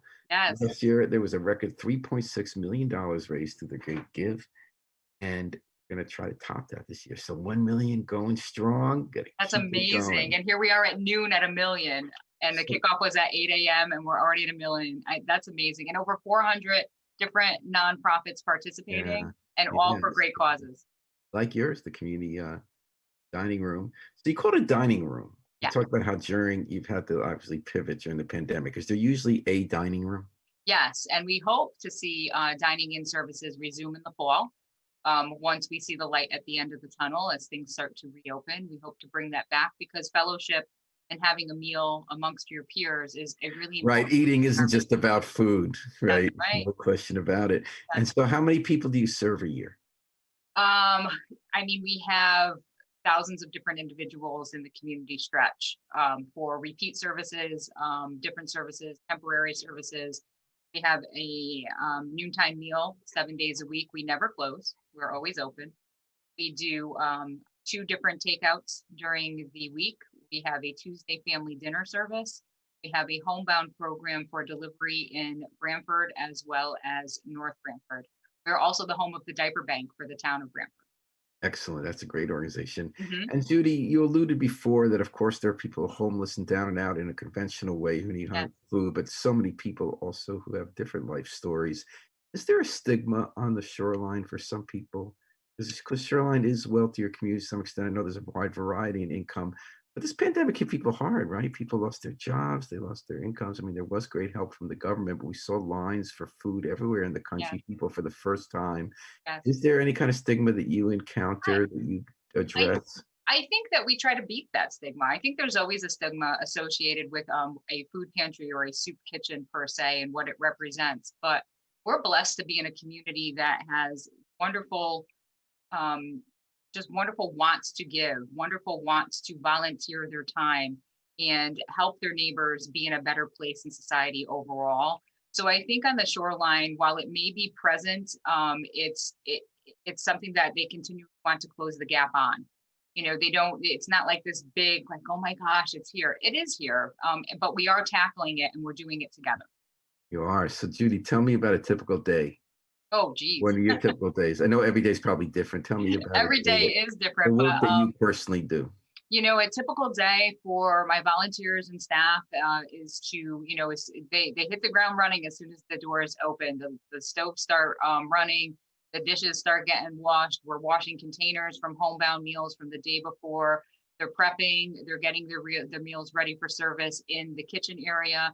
On the dining room floor right now, since we're on a takeout program, they're taking in food donations, multiple different organizations. Food bank orders are coming through. They're sorting those. They're weighing the procurement. They're getting the meals ready to go out to homebound and set those up for the drivers. Might see the Bradford Garden Club sneaking in some bouquets of flowers to send out to our homebound participants to put a smile on their face. And, they're rocking and rolling every single day, getting things done. There is never a dull moment. And what have you noticed about demand? Do you have any numbers to put on other trends in the pandemic? Absolute increase, 15% overall in all of our programs for meal services. It happened very quickly. As many of us probably can relate, there was small preparation to say this is coming, but we're not sure what it's going to be. And the next thing you know, we started to unravel.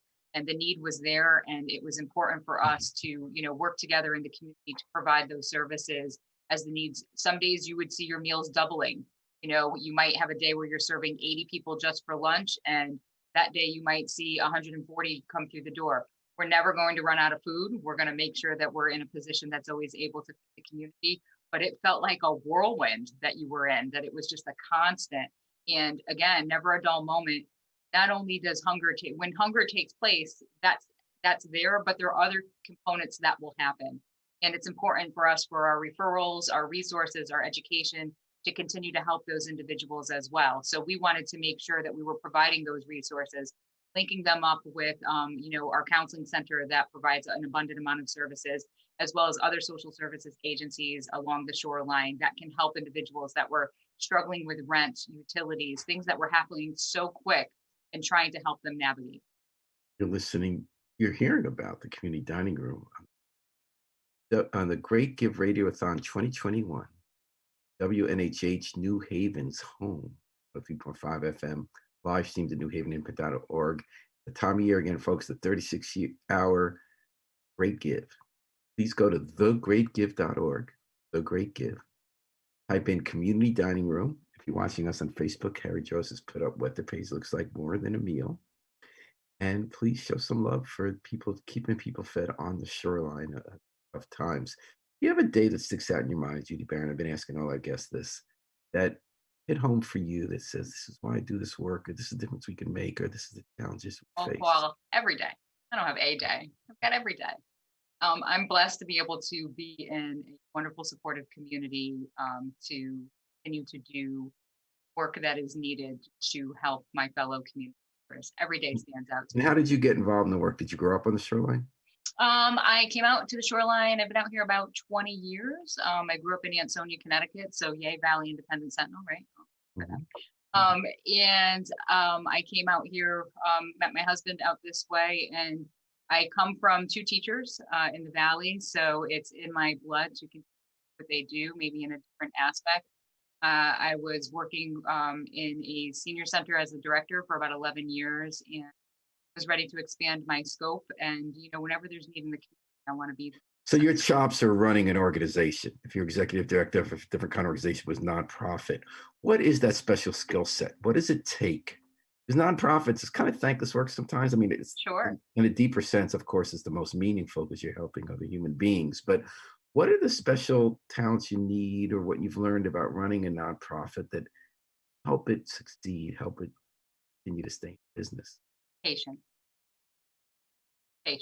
You tell me a story about that one day when you saw the need for patience and the difference. Well, every day you have a need for patience, right? We all would love to change the world drastically, but it's not going to happen overnight. I was wondering about that. People who work with great need, whether it's a teacher in a school where kids are struggling, or a social worker, or someone who works in, investigating horrible family crimes.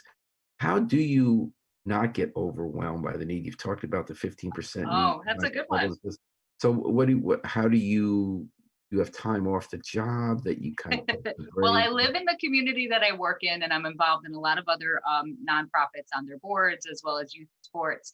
So my kids won't go to the grocery store with me to get a gallon of milk, because we won't get out of there very quickly.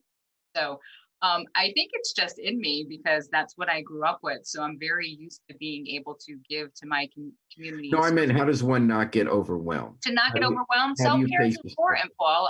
I do take time for me. You've got to be able to trust your volunteers and your staff to be able to break away when you get a moment for vacation time, and regroup yourself, and just take that time for yourself. And I think we just constantly try to remember our success stories along the way, so that we don't seem overwhelmed when kind of the bad comes with the good, and remember what we're here to do. But self-care is important for all of us in these nonprofits, to recognize time for you as well. Take a stroll, take a walk, take 15 minutes out of your day, walk help others. You gotta be in good shape. Listen to the birds, just, get a moment for yourself. You tell me about one of those success stories, the random one? We've had a lot of success stories overall. I think, what I love to see in my biggest success stories is the pay it forward, right? It's existing, it's always here. And I love to see individuals give back to a service that they have utilized. And you find that happen quite often. And that's pleasing for our services, that when, families are in a better circumstance, or better situated, and maybe they've used our Tuesday family dinner program for some periods of time, but they find that they don't need that anymore. They're in a good place. They want to come in and volunteer their time and give back. And those seem to turn around consistently. And that pay it forward is a wonderful thing to always witness for our organization. All right, so let's pay it forward right now. Yes, do it.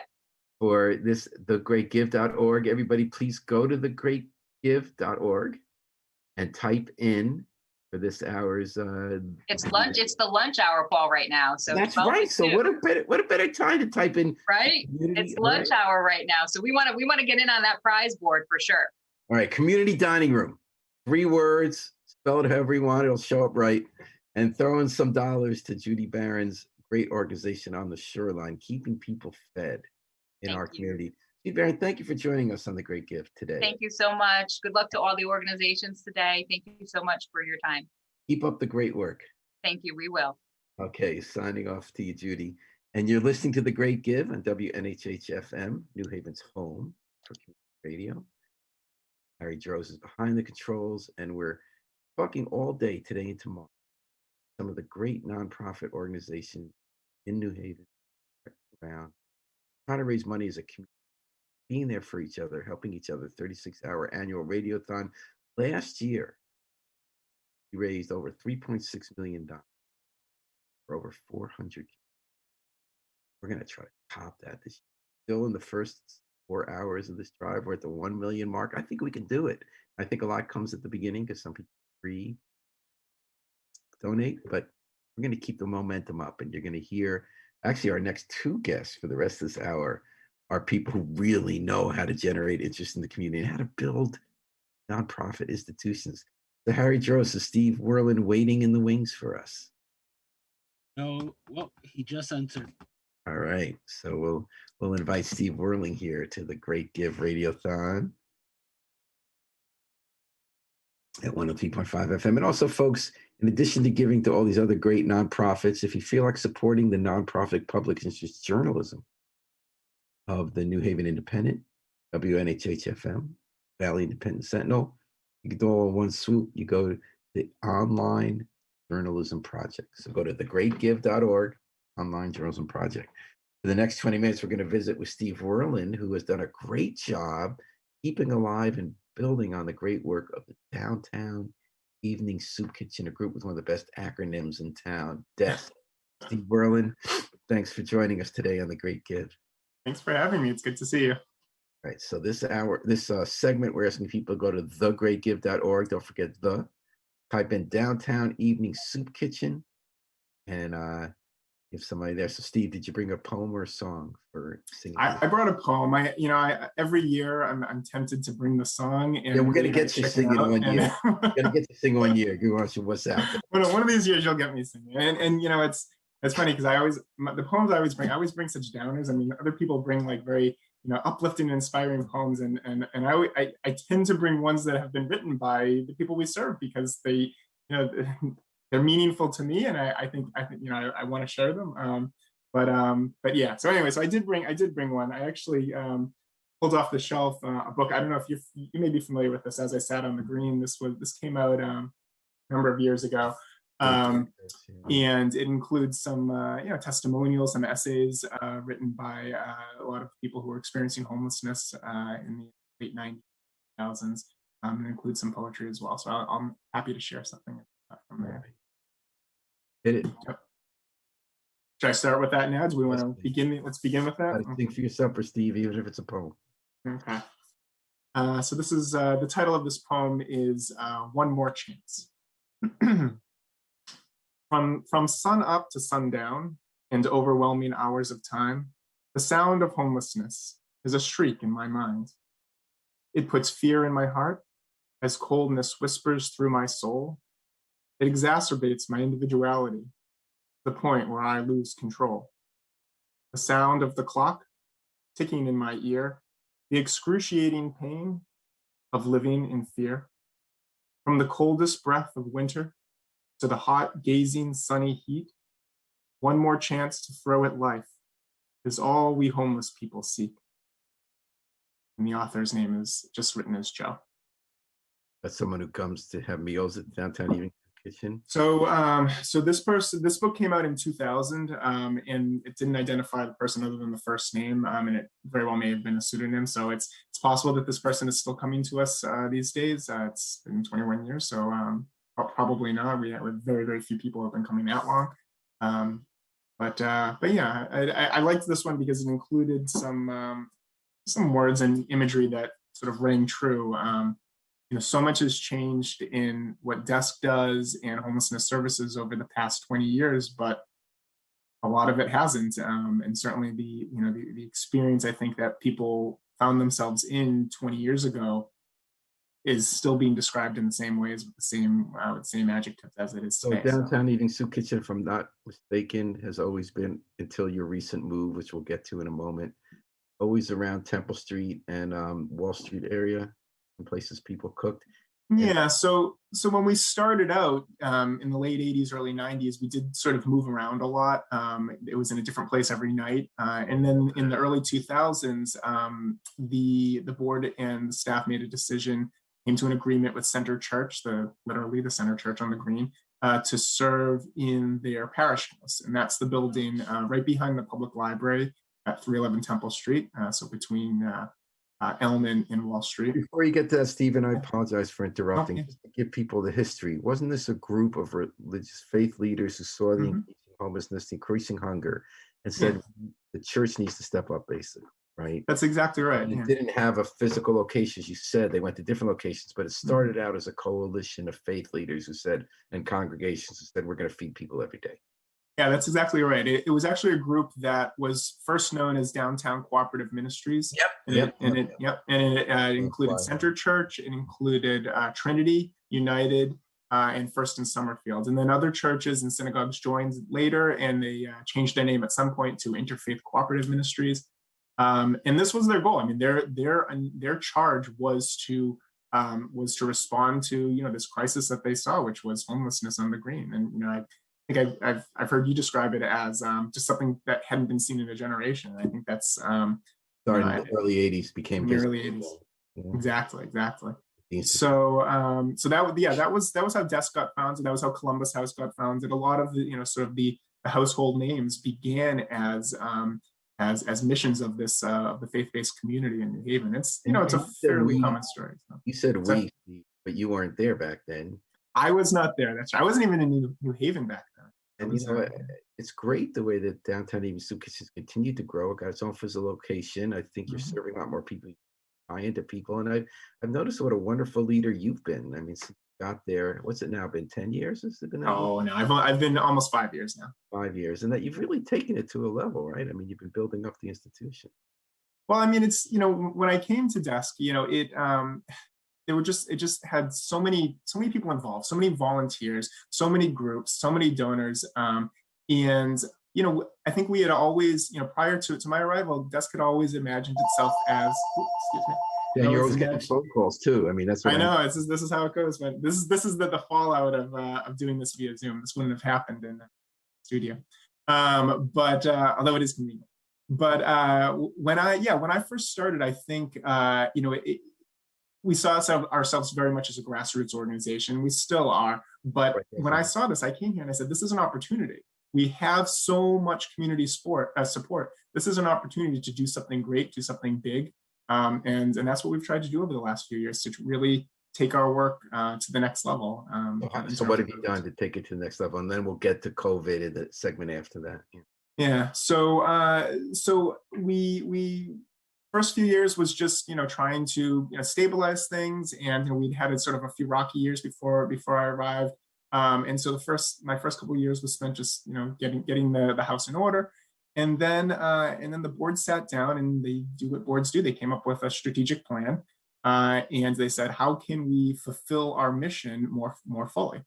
And what we began to realize when we were digging deeper into what we do is that people were coming to us, yes, for food, but they were also coming to us, and I think this is something you were talking about with Judy just now, but for a place to belong, a sense of being, but also for these other needs. I mean, people who are experiencing hunger or food insecurity have a range of other needs. If they're experiencing homelessness, then they need shelter outreach.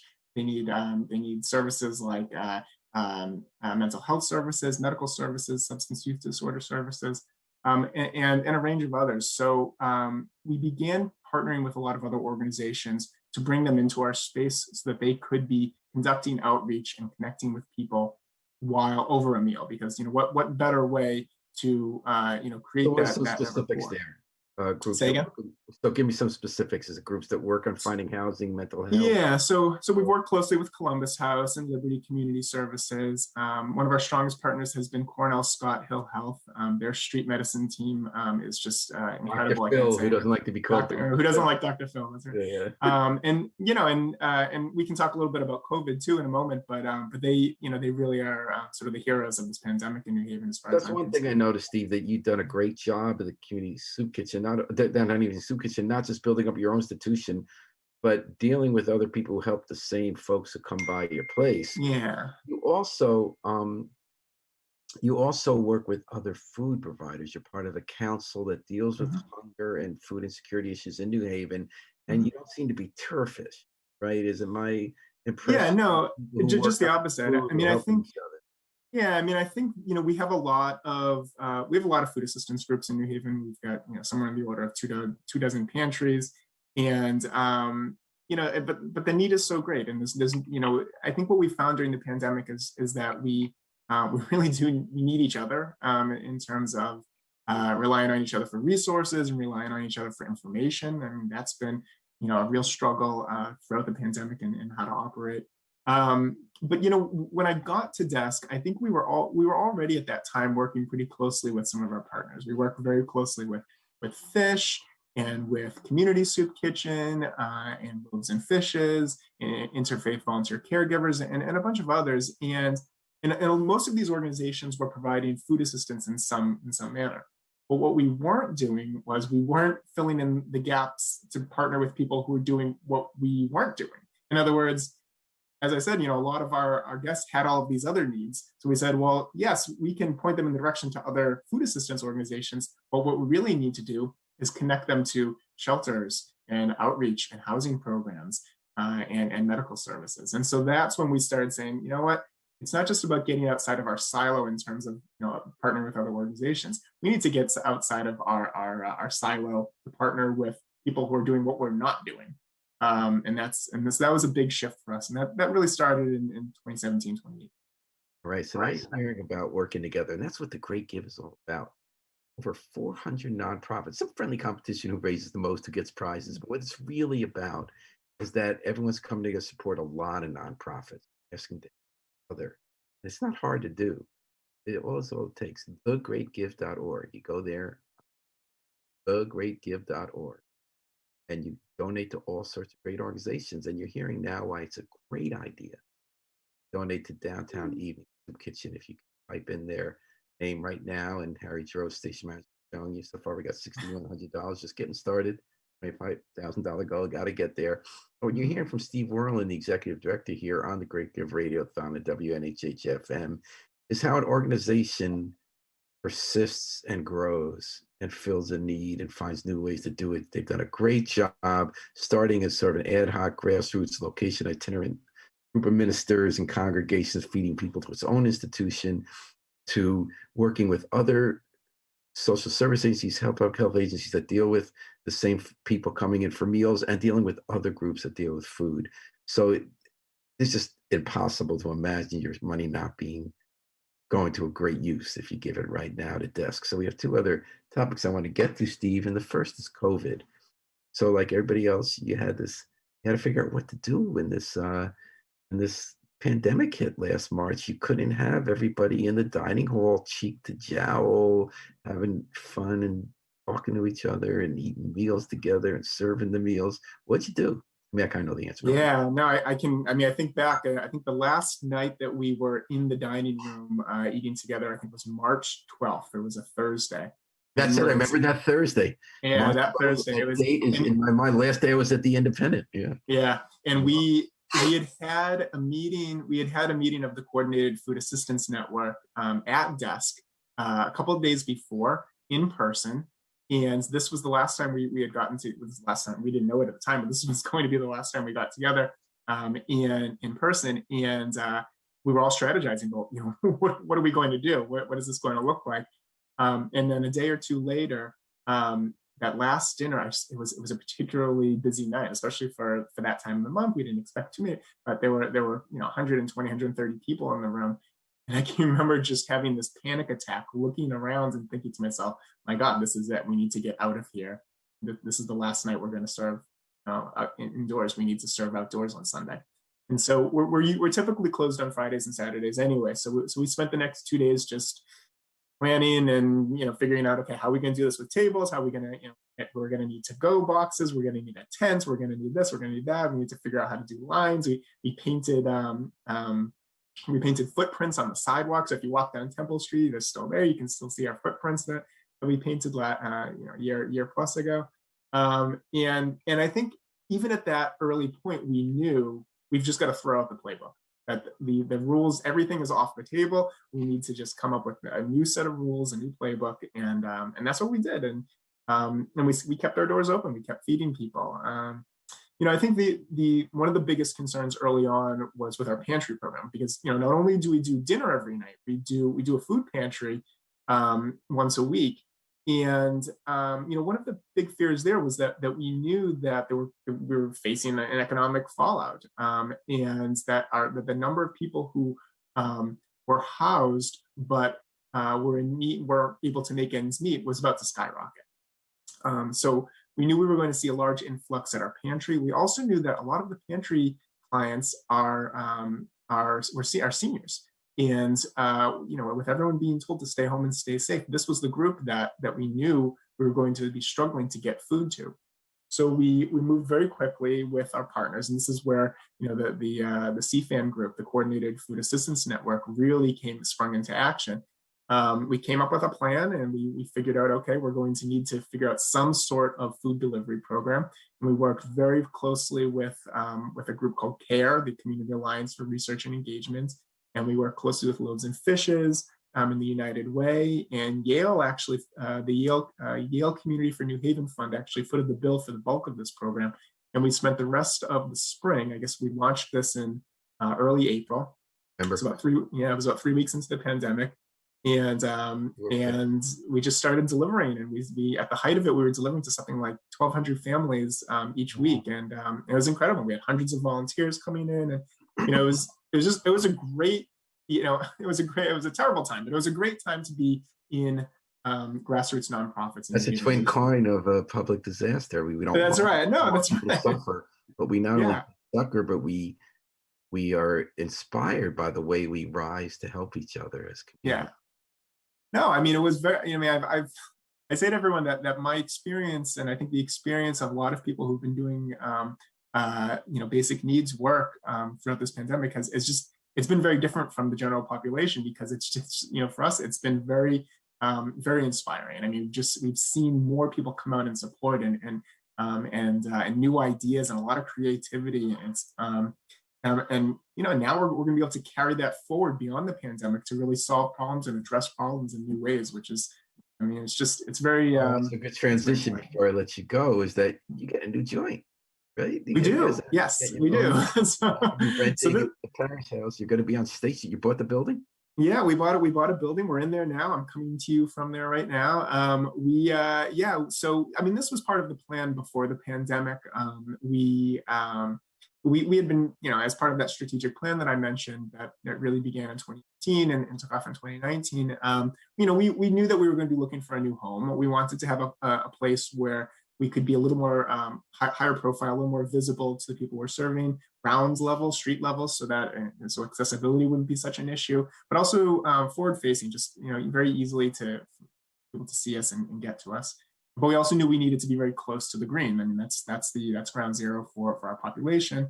So we needed to stay downtown. We looked at a lot of locations, and I remember we found this building. I guess it was April or May in 2020, just last year. And, we bid on the building and made it happen over summer and fall, and closed on the building in December, and just opened the downtown drop-in center about a month ago. So drop-in, especially in the cold weather, it's gonna be great. That's how your missions expanded downtown Evening Soup Kitchen. And the Nice Squares Great House developed as a place that had revival, historic renovation, people moving in, upscale businesses, but also from the start, at 20 to 50% of the housing affordable. You have supportive housing, Liberty Community Services right down the street from you. But my theory about your quarters, we get to make it up, is you wanted to be on the same block as Cafe 9.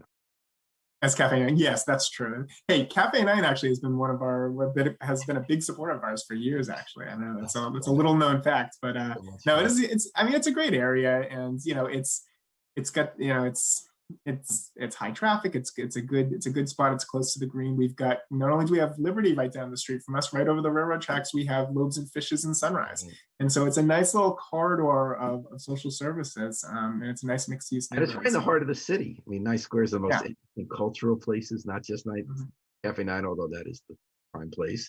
So Steve Werlin, thanks for the great job you do at Downtown Evening Soup Kitchen. I consider you an inspiration. That's very nice of you to say. Thank you. And have things carried out and really care about people and do the work. People, with their lives. And we just want to remind people, thegreatgive.org. Can't forget that word, thegreatgive.org, the Community Foundation for Great New Haven, bringing us together 400 plus nonprofits every time this year for a 36-hour Great Give fundraising bash. Prizes, matching money, but most of all, just the ability to help each other. If we go to The Great Give, Downtown Evening Soup Kitchen, 26% of the way to their goal, about 26%, give or take a few of our time through this Great Give 36-hour drive. Please dig deep. Give some money to Downtown Evening Soup Kitchen now if you can, later if you want to wait. Steve Werlin, thanks for dropping by. We're going to bid you goodbye for the next guest. Thank you for having me. Keep up the good work. You listen to WNHH's Great Give Radiothon, New Haven's home for community radio, 103.5 FM, live streamed at newhavenindependent.org, broadcast on video on Facebook Live, all because of our station manager, Harry Droz, who's keeping it going. Harry, how are we making out?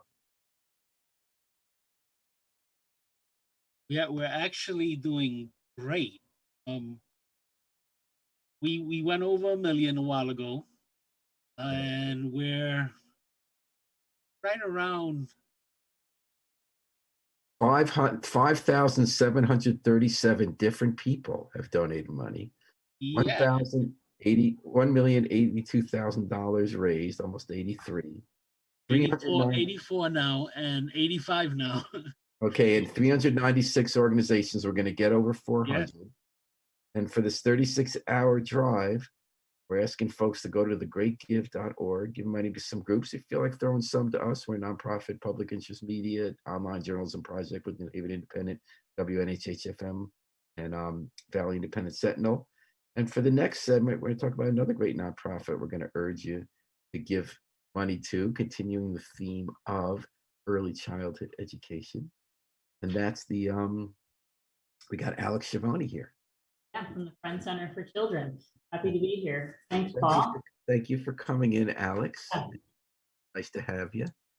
So, Allyx, we ask everybody to start out with a song or a poem to sing for your supper, and then tell us who you are and what you're up to. What you got? Yeah, so we sent there's no way you want me to sing. I didn't get those genes. So we sent in something for you that we were told you could play. I don't know if that's still the case. If not, we will be without. Well, let's see, Harry, what you got? Harry Jones is our station manager, and it was forwarded to him. Harry, we got the recording they had. Give me a second. You could go on with the interview. We can fill time. Allyx, tell us why. What is the Friend Center for Children, and why should people donate money? Yeah. So Friend Center for Children, we're an early childhood education center located in New Haven. We have 2 sites. We will be opening 2 more in the next 2 years. We'll serve 300 children when we're done with our expansion. We see ourselves as an early care and education program, but also as a workforce initiative. Obviously, we cater to families that work. We will have over 90 employees when we're done with our expansion. And every family that comes to us, we're a full year, 7:30 to 5:30, 50-week-a-year program, not in COVID times, I will say, but in non-COVID times. Preschools, right? It's actually aged 3 months to 5 years. And this year, because of COVID, we got a school age endorsement, so we could serve families in need when the schools shut down. So why you should support us is that we are an integral aspect of keeping the economy alive. As we know from what happened through COVID, it's finally those of us who've been doing this for 30 years have been saying this is not just about child development, which is incredibly important. It's also about economic development. And so we see that anyone who believes in the economic development of New Haven and children and families and the well-being of children and families should support us. We also have a really unique aspect to our programming, which some people may not know about. We have two. One is that we have an emotional well-being program, which thinks about the mental health of the children, the staff, and the families in our program. That has never been more critical. We've been doing that since 2014. It's never been more critical in this time, in this past year. So we see ourselves as, the holders of space for families and children and staff members to process the immense grief and loss that has come out of this last year.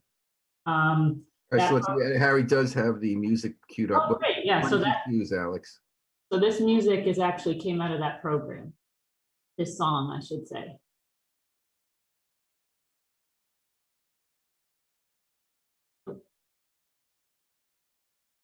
Gift by way of Friends Center for Children, presents now and then. Watching in our Facebook video that goes. I can see you with my eyes. I can touch you with my hands. I can feel you in my heart. I can hold you in my heart. When I can't see you anymore, when I can't touch you anymore, I will feel you in my heart. I will keep you in my heart. Te veo con mis ojos, puedo tocarte con mis manos, te siento en mi corazón, te mantengo en mi corazón. Cuando ya no te pueda ver, cuando ya no te pueda tocar, te sentiré en mi corazón, te mantendré en mi corazón. Nice. I can see you with my eyes. I can touch you with my hands. I can feel you in my heart. I can hold you in my heart. When I can't see you anymore, when I can't touch you anymore, I will feel you in my heart. I will keep you in my heart. Thanks, Paul. That was very nice. So you guys produced that video and song, Allyx, Schiavone? Yeah, we actually, one of the members of our emotional well-being team, one of the founding members, Bonnie Muller, who is a Quaker, we are a Quaker program as well. She actually wrote that song, the music and the words, in response to a lot of the loss that we were navigating. This was before COVID, many years ago, but children who were experiencing loss of a loved one, in a permanent sense, or just loss in terms of having parents go to work and like to drop off. So we were trying to think about how to help children through that time, and this song came out. It's really nice. And Yeah. they sing it regularly at your different They do. preschools? Yes, we do. And centers? we sing it as a community, and it's obviously in this year of COVID, we just finished a community survey. We had 19 members of our community that have passed away due to COVID. Wow. And so it doesn't mean direct members. It can mean we have had a grandmother, we've had parents of staff. And so those sort of tangential kind of relationships, but 19 is a huge number. And so we've been holding space for grief for a long time here. And our program, we have again implemented many years ago, has given us a lot of tools to help children and families through this time. I like that video. Yeah, So great. Allyx Schiavone's here from the Friends Center on the Greek Give Radiothon 2021 at WNHH New Haven's home for community radio, 103.5 FM, live stream, newhavenindependent.org. And we're asking you this hour to give for early childhood education and support at the Friends Center. It's grown dramatically in years. I see now 90 employees. How many kids? We'll have 300 children at the end of our growth, which will be in 2 more years. Right, and that you can go to thegreatgive.org, Friends Center for Children. Allyx, how did you start this and when?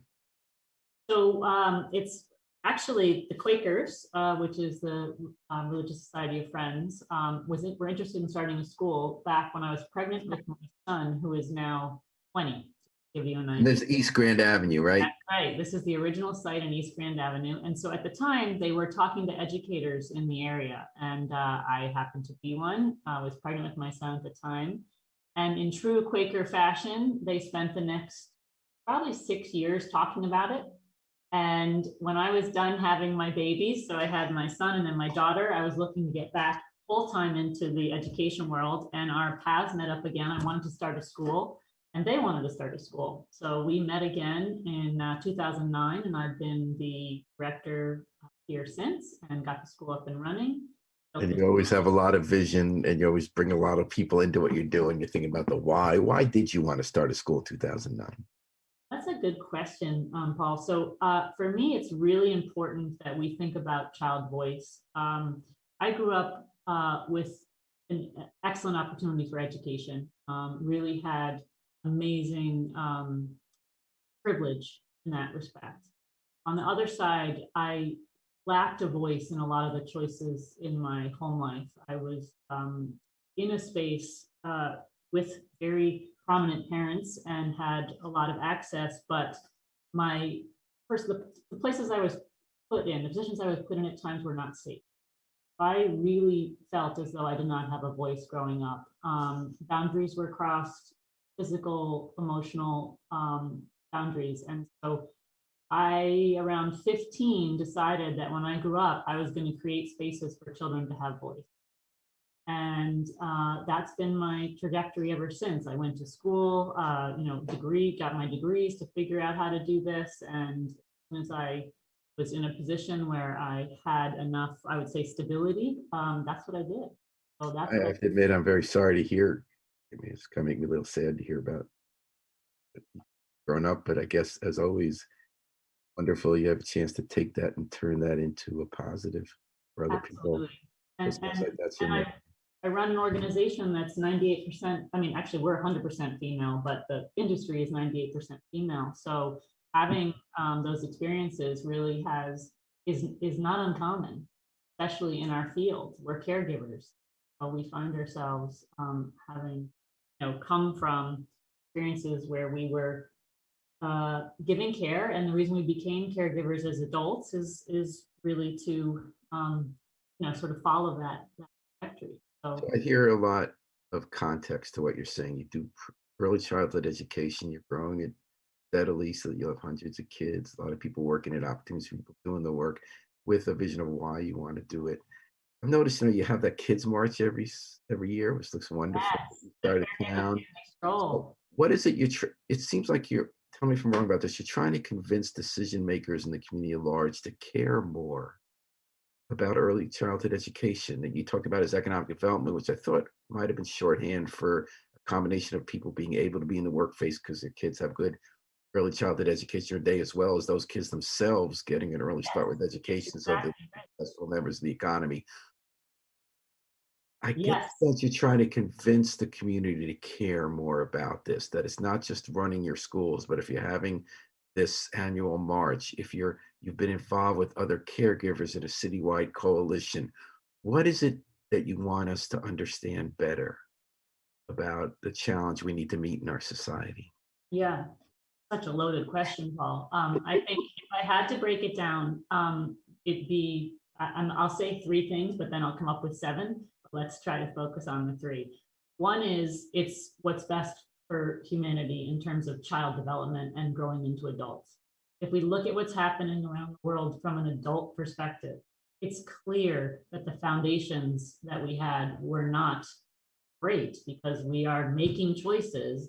I say we, you know, where we have high rates of addiction or high rates of suicide or things like that. Those all stem from those very early years and the foundation that you get in the 0 to 5 range.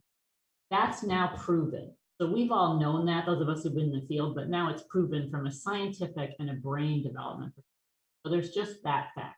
How do we create more functional, more stable, more happy, more joyful, more soulful humans? Early child development has a big role to play. The second piece is the economic, what you were talking about. When I say workforce development, it's all tied into that. Those same humans who are nurtured and valued and supported when they're youngest grow into better workers. And I don't necessarily mean sort of workers on the lower level, but thinkers, better thinkers. And we need that in our community. The second thing it does is it creates opportunity for parents to work. So all those economic development pieces, that's been proven. The impact of that has been proven by Dr. James Heckman, who's a Nobel Prize winner out of Chicago. For every $1 you invest in early childhood education, you get a $7 to $13 return. And in Connecticut, it's marked at 13. So that return is about that human investment. It's all the savings that we do in terms of summer school, remediation, teen pregnancy, divorce rates, health impacts, mental health impacts, all those things that we could influence in the early years. So And go ahead. you've been going since 2009, so your 13th year here, Allyx, Schiavone, the Friends Yes. Children. Is there a day, not the day, a day that stands out in your mind that you'll never forget doing this work, that drove home for you how it can work well or why you do it? There are so many. So let's think of it from a parent perspective. Because of the trust that we build with our families, we have experiences all the time where we are supporting the whole unit. One case I think that stood out for me is a family who, single mom who was struggling. She had 4 kids, mom, and one day the child stopped showing up to school. We immediately reached out and asked if we could come do a home visit. We got to the home and the mom just was at the end of a rope, so to speak, like just it's too much, right? Which it is. If you're overburdened and under-resourced in this world, it is too much. It's too much for those of us who are resourced sometimes. So we get there, and what we did is we did a minor, what I would say, intervention where we went to that mom's house every morning for 2 weeks and just helped her get the kids out the door. They just needed to get to school. They needed to get where they needed to be. That 2 weeks allowed her to take that personal time for those 2 weeks to regroup, to find supports. We helped her get mental health. That's an example of a very minor intervention that has years or months, months and then years of impact. You find it easier to be flexible like that and creative and do something. What I'm impressed about that story is that you figured out some way to really help someone and make a difference by looking at a situation and not being constrained by the rules of what your job is. You have a bigger definition of your job. Do people working in government bureaucracies or corporate bureaucracies have too many limits to be able? Because that's a big impact I think you had there. You're asking me to make more flexibility.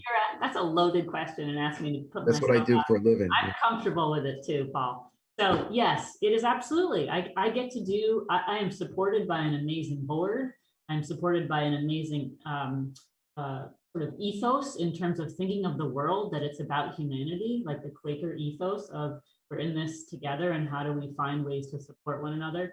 I am not constrained by bureaucracy or even narrow thinking, right? So this idea that what this family needs is not what we do.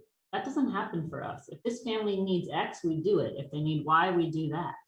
That's a huge difference in approach and success. There you heard it from Allyx Schiavone from the Friends Center of New Haven. They do great work. They're growing, making a difference in hundreds of families' lives. And you can help. You heard her say it. We're all in it together. And that's what the Great Give is all about. Great Give 2021 Radiothon here at WNHH. Please go to thegreatgive.org. And if you look up Friends Center for Children, please throw them some money to help them continue the great work Allyx was just telling us about. Speaking of great work, Alan Appel is in the waiting room, who's going to take you for the next 2 hours of this telethon radiothon. Thank you, Allyx Schiavone. It was great to visit with you. Nice to be here. Hear about the great work you're doing. And we're going to sign you off now. So folks, hang tight as we make this transition. You're listening to The Great Give on WNHH FM, New Haven's home for community radio, 103.5 FM, live streamed at newhavenindependent.org. We're partnering with The Great Give Community Foundation of Greater New Haven. Over 400 organizations, 299 of them have already gotten money so far on this 36-hour annual giving event in our community. thegreatgive.org. Please help support the great nonprofits in New Haven. Paul Bass signing off till tomorrow, but Alan Appel is taking the reins next, and Norma Rodriguez-Reyes back with Babs Ross Ivy in the morning. Harry Dross is always doing an amazing job behind the screen. Thanks for pitching in, folks. Yeah, we're gonna cut this stream for now, and then we'll be right back. Anybody watching us on Facebook, look for the other stream. We'll be right back. All right, thank you, Harry.